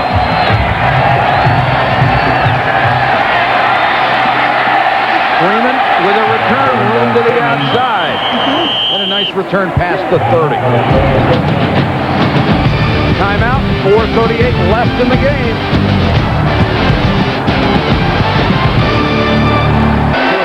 Welcome back to Tampa Stadium. Sean Jones is in our spotlight tonight. The 6'7" defensive end has got some amazing techniques. An arm span that's got to be 10 feet long. And look at this, 3.5 yards outside of Gruber. And watch him get leverage. The club and the uppercut puts pressure on Dilfer, almost gets the hit. Now they put a tight end out there. He beats Armstrong, the tight end, inside with a fake, and Gruber to the inside, and then eventually forces Dilfer outside the pocket. He's really been effective when they've doubled him or when he's been single. Here are the numbers so far in the second half. 1 sack, 2 quarterback pressures, and he's left his calling card twice on Dilfer with 2 quarterback hits. Mike? And Mark, Reggie White said other guys are going to have to step up tonight, and I'm interested to see who does it. And it should make our football team better. And Sean Jones has been certainly one of the guys who stepped up.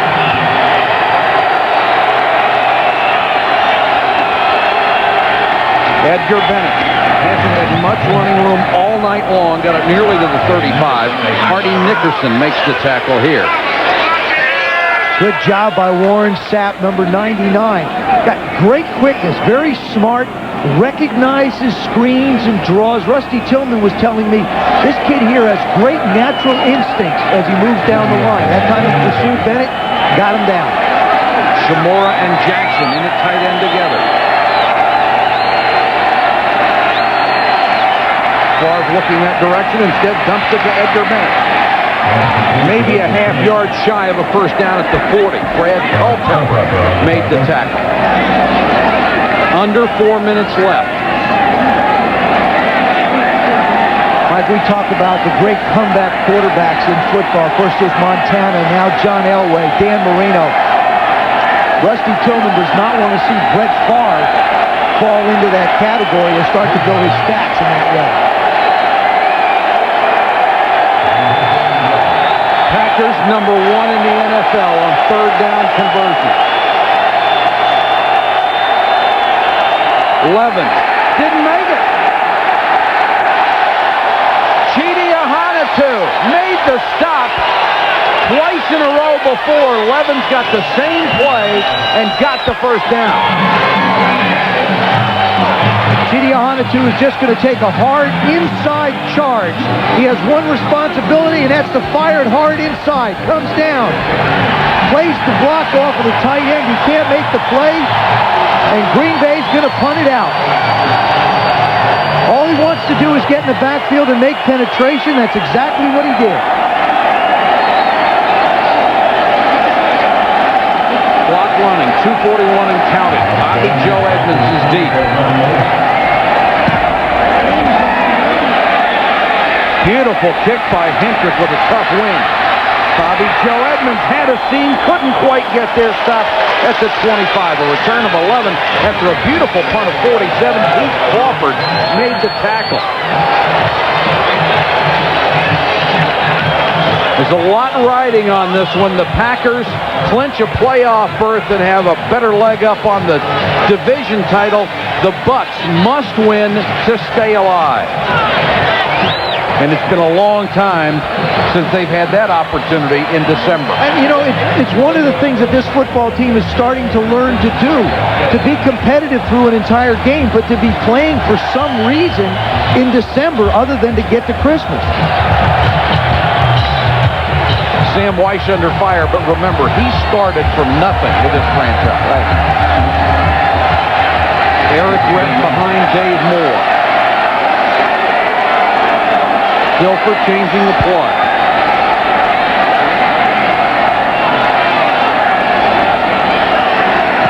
Short set, knockdown. Great play by Leroy Butler. Butler recognized when they changed the play, stepped up, and waved Lenny McGill deep and was right where he needed to be. Knew exactly what he wanted to do. All this is recognition. He's lower part of your screen, number 36. He's coming. He sees it, stops it, swats it away. There's another guy that has a great feel for being around the line of scrimmage. 2nd and 10.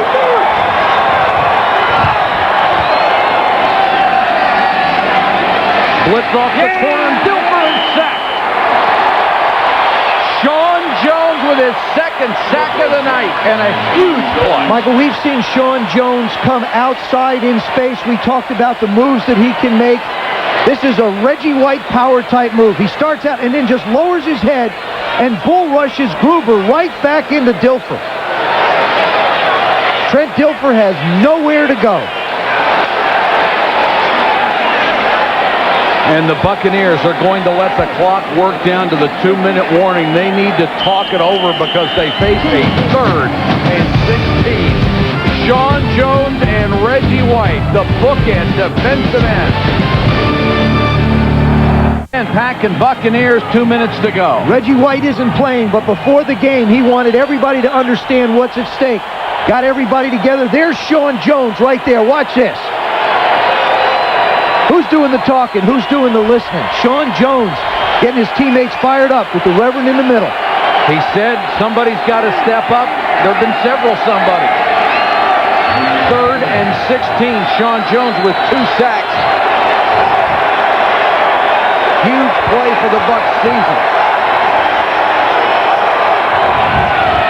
Comes the blitz. Dilfer throws complete to the 40. It's a 1st down. Oh, you talk about making big plays. Boy, there's a giant step for Trent Dilfer. And Copeland comes up limping after making another big catch. Trent Dilfer just steps up, buys time, anticipates the hole. Now, this is something I watched him on film not do. Anticipate where the receiver is. He did it that time. 125 and counting. Dilfer short set, throws, and dropped right in the hands of Alvin Harper. Crawford came up to hit him, but the Boo Birds are letting Alvin Harper know they're not real thrilled with the way he's played tonight. And he's not happy either. This is an excellent throw. This is 1st down and 10 at a crucial time in the game. You need this catch, Alvin. You got to make this play. Everybody's counting on you. They got him to be the go-to guy. 2nd and 10. Clock stopped a minute 20.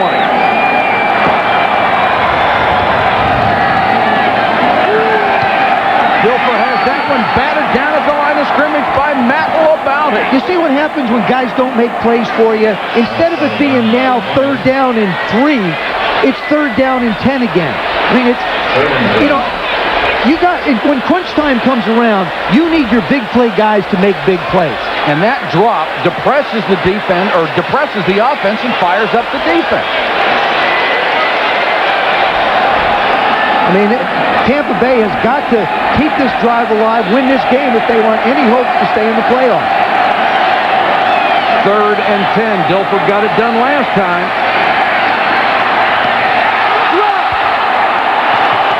That time it was the reliable Horace Copeland. I'll tell you what's important now. Tampa Bay can't get down. They've had 2 receivers disappoint the offense. They just have to hang tough, try and take this thing to OT. Green Bay has got to try and get position to kick a field goal. Copeland right inside, tries to make the play, and fights it. Reggie Roby booms one. They let it go. It will make the end zone. People had better not blame Trent Dilfer if the Buccaneers lose tonight. He has played an outstanding game. Gutsy, clutch performer. Take a look at our Visa storyline. If you joined us late, Reggie White did not play tonight. For the first time in his career, a streak of 166 games comes to an end. Favre has thrown for 232 yards. You would expect him to have a touchdown, but he had a rare interception. Copeland had 8 catches, but he just dropped a huge one that would have kept the drive alive. The yards almost dead even, as is the score. The big thing here for Tampa Bay on defense is you don't want to give up a big reception, probably to one of the tight ends down the middle of the field. For Green Bay, you want to try and get a good 15, 20-yard pass somewhere in this drive. You've got 3 timeouts. There's no hurry. Got a good 8 or 9 plays in this drive, even with a minute left. And if you're thinking field goal, Jackie would be kicking into a win that's also slightly across. Favre, 24 out of 39 tonight. Under pressure and just throws it away. Now, Mike, the ball has got to cross the line of scrimmage for it not to be a grounding call. And I'm not sure he was out of the pocket either. And that ball, I don't believe, crossed the line of scrimmage. The line of scrimmage is the 20-yard line. Now, for it to not be intentional grounding, it's got to cross the line of scrimmage. Well, the rule actually says at or near. Well, there it is. The 20-yard line is the line. Let's remember that. There's the throw. There's the ball.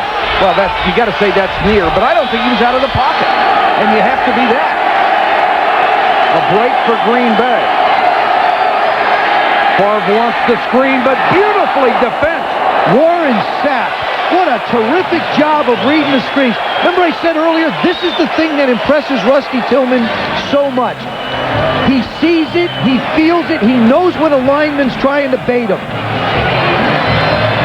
There's the big guy. He's just going to slide over. He feels the block, slides on out. He knows they're not trying to block him. Aaron Taylor's not trying to knock him down. Hey, that kid can play. If the Bucs can hold here, they have all 3 of their timeouts left with 51 seconds to go.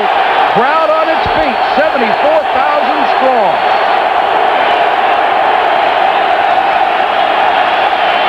Favre to Brooks, first down.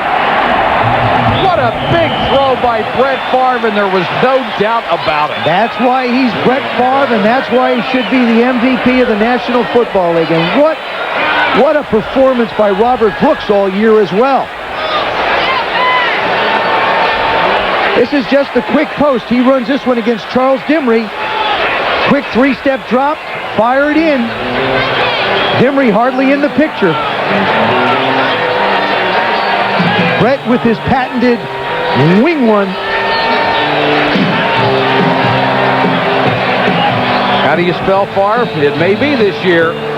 And Brooks with 7 catches for 82 yards. Coming up next, Keith Olbermann, Dan Patrick with SportsCenter. They'll get you caught up on the NFL playoff picture and what happened with the Dallas Cowboys. The questions and the answers.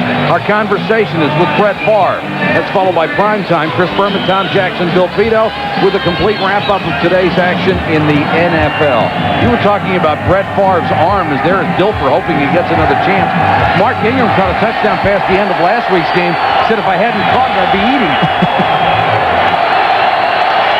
Play action by Favre. Good protection. Down the middle of Brooks. To the 32. That's the one area of the football field that the Bucs seem to leave susceptible. The Packers will use another timeout. Mike Magruder had the coverage, but Brooks beat him, and Favre put it right in stride. Robert Brooks, one-on-one, man coverage. Johnson backing him up. But there it is, 2 receivers going simultaneously down the field, and one goes one way, one goes the other. Boy, that's a great route. You've got 2 receivers running right in front and in back of one another. Which one's going to go to the post? Which one's going to go to the corner? That time we saw Brooks go to the post. Chris Jackie, well within his range, but remember, he would be kicking into a wind. From right here, it would be a 49-yard attempt, which is probably with the wind at the end of his range. It would probably make it 56-57 on a still day. We talked about him. I mean, he's got great length from 40 yards out, great accuracy. And we've seen that shot a couple of times tonight. Rusty Tillman's defense has done a terrific job, as they have all year, playing their hearts out. Bennett and Levens are the split back. Bucks show blitz, and here they come. Quick pass to Brooks. He's horse-collared at the 27. Clock continues to run. Robert Brooks trying to get out of bounds. Good tackle. Dimry did a good job and kept them in. 19 seconds and counting. And Favre will kill the clock.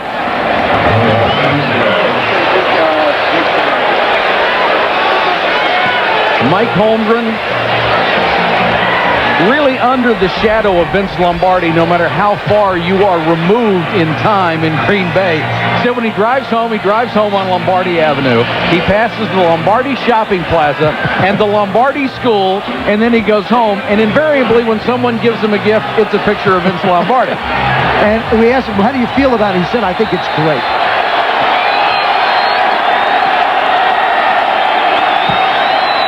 Favre trying to get a little closer because of the wind and throws. It should have been intercepted. Favre threw it right to Tony Stargell. He was the only one within 7 yards. Well, you've seen three guys put the ball on the ground. Copeland, Harper, and now Stargell. Expect to make a big play. That's a big thing when winning football teams. Who's going to make a big play? He sees this all the way. Without doubt, without question. They're not even going to go. They're not going to do anything but try the field goal. 9 seconds left. It will be a 45-yard attempt for Chris Jackie, one of the clutch kickers in football. Harper framed that it's wide. And it is!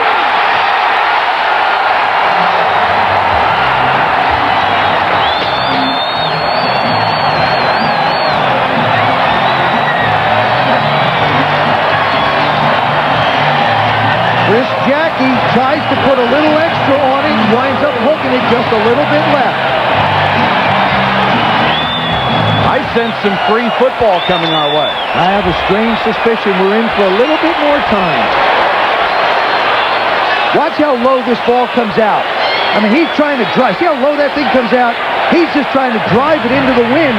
And once it gets hooking, looks like my shot.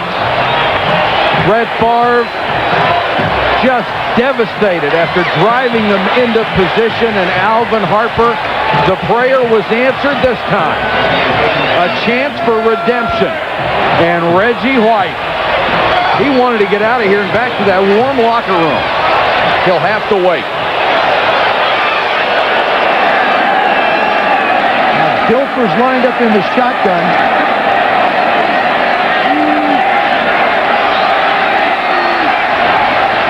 He can throw it a mile. Intercepted. Here comes the return by Leroy Butler. And I'll tell you what, Joe, I got to question that call. You know something? I've known Sam Weiss. I replaced Sam Weiss as a Redskin quarterback some 20 years ago. That play makes absolutely no sense to me whatsoever. Your football team is playing their heart out. I don't even think Barry Switzer would try something like that, and he has not made good decisions. But I just don't agree with that one with Sam. I mean, 5 seconds, the guys have played hard. Line it up and let them go toe-to-toe again. Don't like that call at all. I don't think you can let Barry Switzer off the hook that easily. Well, you got a chance also getting your quarterback hurt, letting him run around out there as well. Butler with his 5th interception. Don't tempt fate. I mean, the opportunities are being presented to you. Don't tempt fate. And that's what I think he did on that one. Because Butler is certainly capable of bringing that thing back 80 yards for a touchdown. Now here's the toss of the coin to see who gets it first in overtime. Please call the toss in the air. Who's going to call it? You'll call it in the air. Heads. It's tails. Tampa Bay, your choice. Tampa Bay 1-0 in overtime this year. The Packers facing their first overtime opportunity. We're tied at 10, ready to start overtime. If Green Bay wins this game, they are in the playoffs.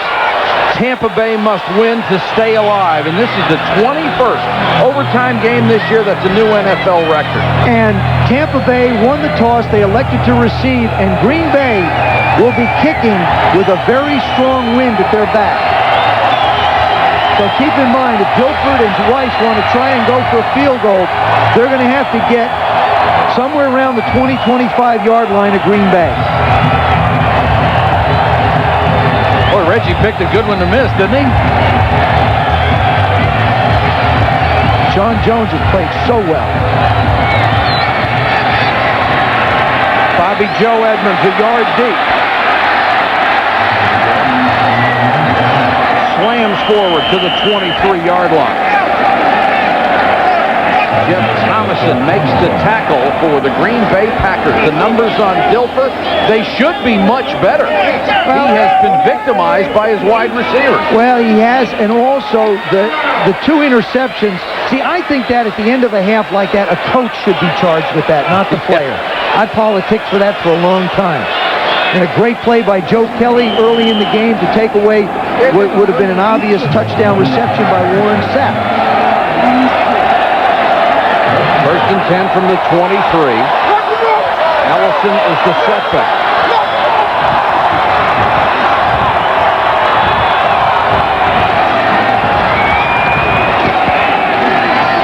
Four-man rush. Dilfer with time. Throws complete to the 32. Jackie Harris makes the catch about a yard shy of a first down. Harris already with a club record.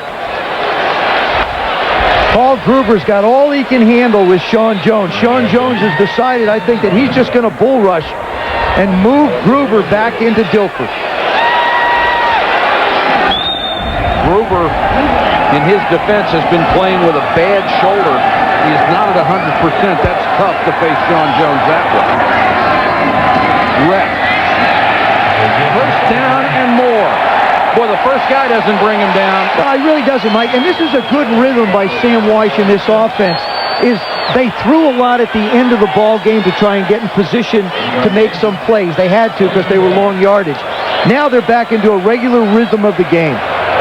20 carries, 117 yards in this game alone over what he had done in 3 previous games against the Bucs, and only James Wilder in Bucs history had 2,000-yard season. Dilfer changes the play.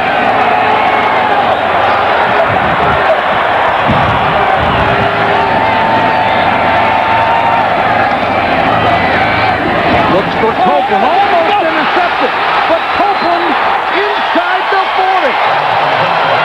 Doug Evans broke on the ball and almost got there. We talked about the strength of Brett Favre's arm when he really sets and fires. Watch the strength of Trent Dilfer's arm. He does a good job of making a good set, and this ball is thrown on rhythm. 5-yard break, and that's just a rocket right in. And that ball is just zipped right in. Copeland 9 for 137 tonight. Ellison will come in, and Houston will warm up the leg again.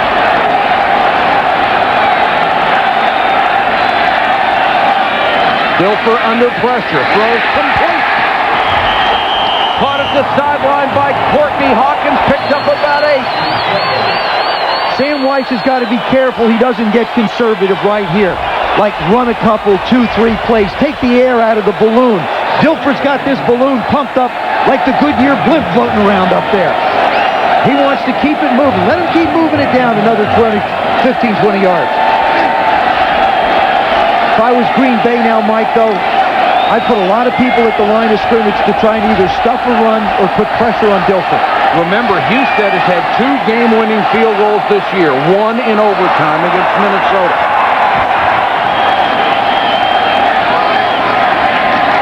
Eric Rep outside. What a nice play by Pryor. Mike Pryor came up and wouldn't let the tough Eric Rett get any more yardage. And how crucial was that tackle? That's about a half a yard or to a yard short of the first down. This could be the play of the game for the Packers. Right part of your left, coming left to right on your screen. Watch the support. Rett never gets his shoulders turned up. And look at Pryor. Holds him on a straight line. 3rd and a yard.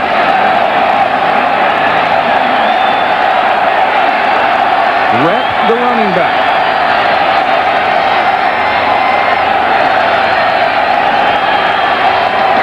Here comes the run blitz, and Eric Rett hit behind the line of scrimmage.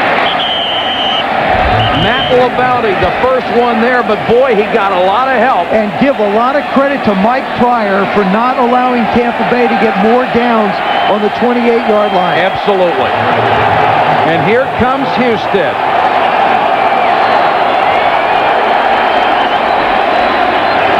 He has had 2 game winners this year, one from 51, one from 53. He's 2 for 2 from 50-plus. This from 46 into the win to keep the Bucs alive and their playoff hopes.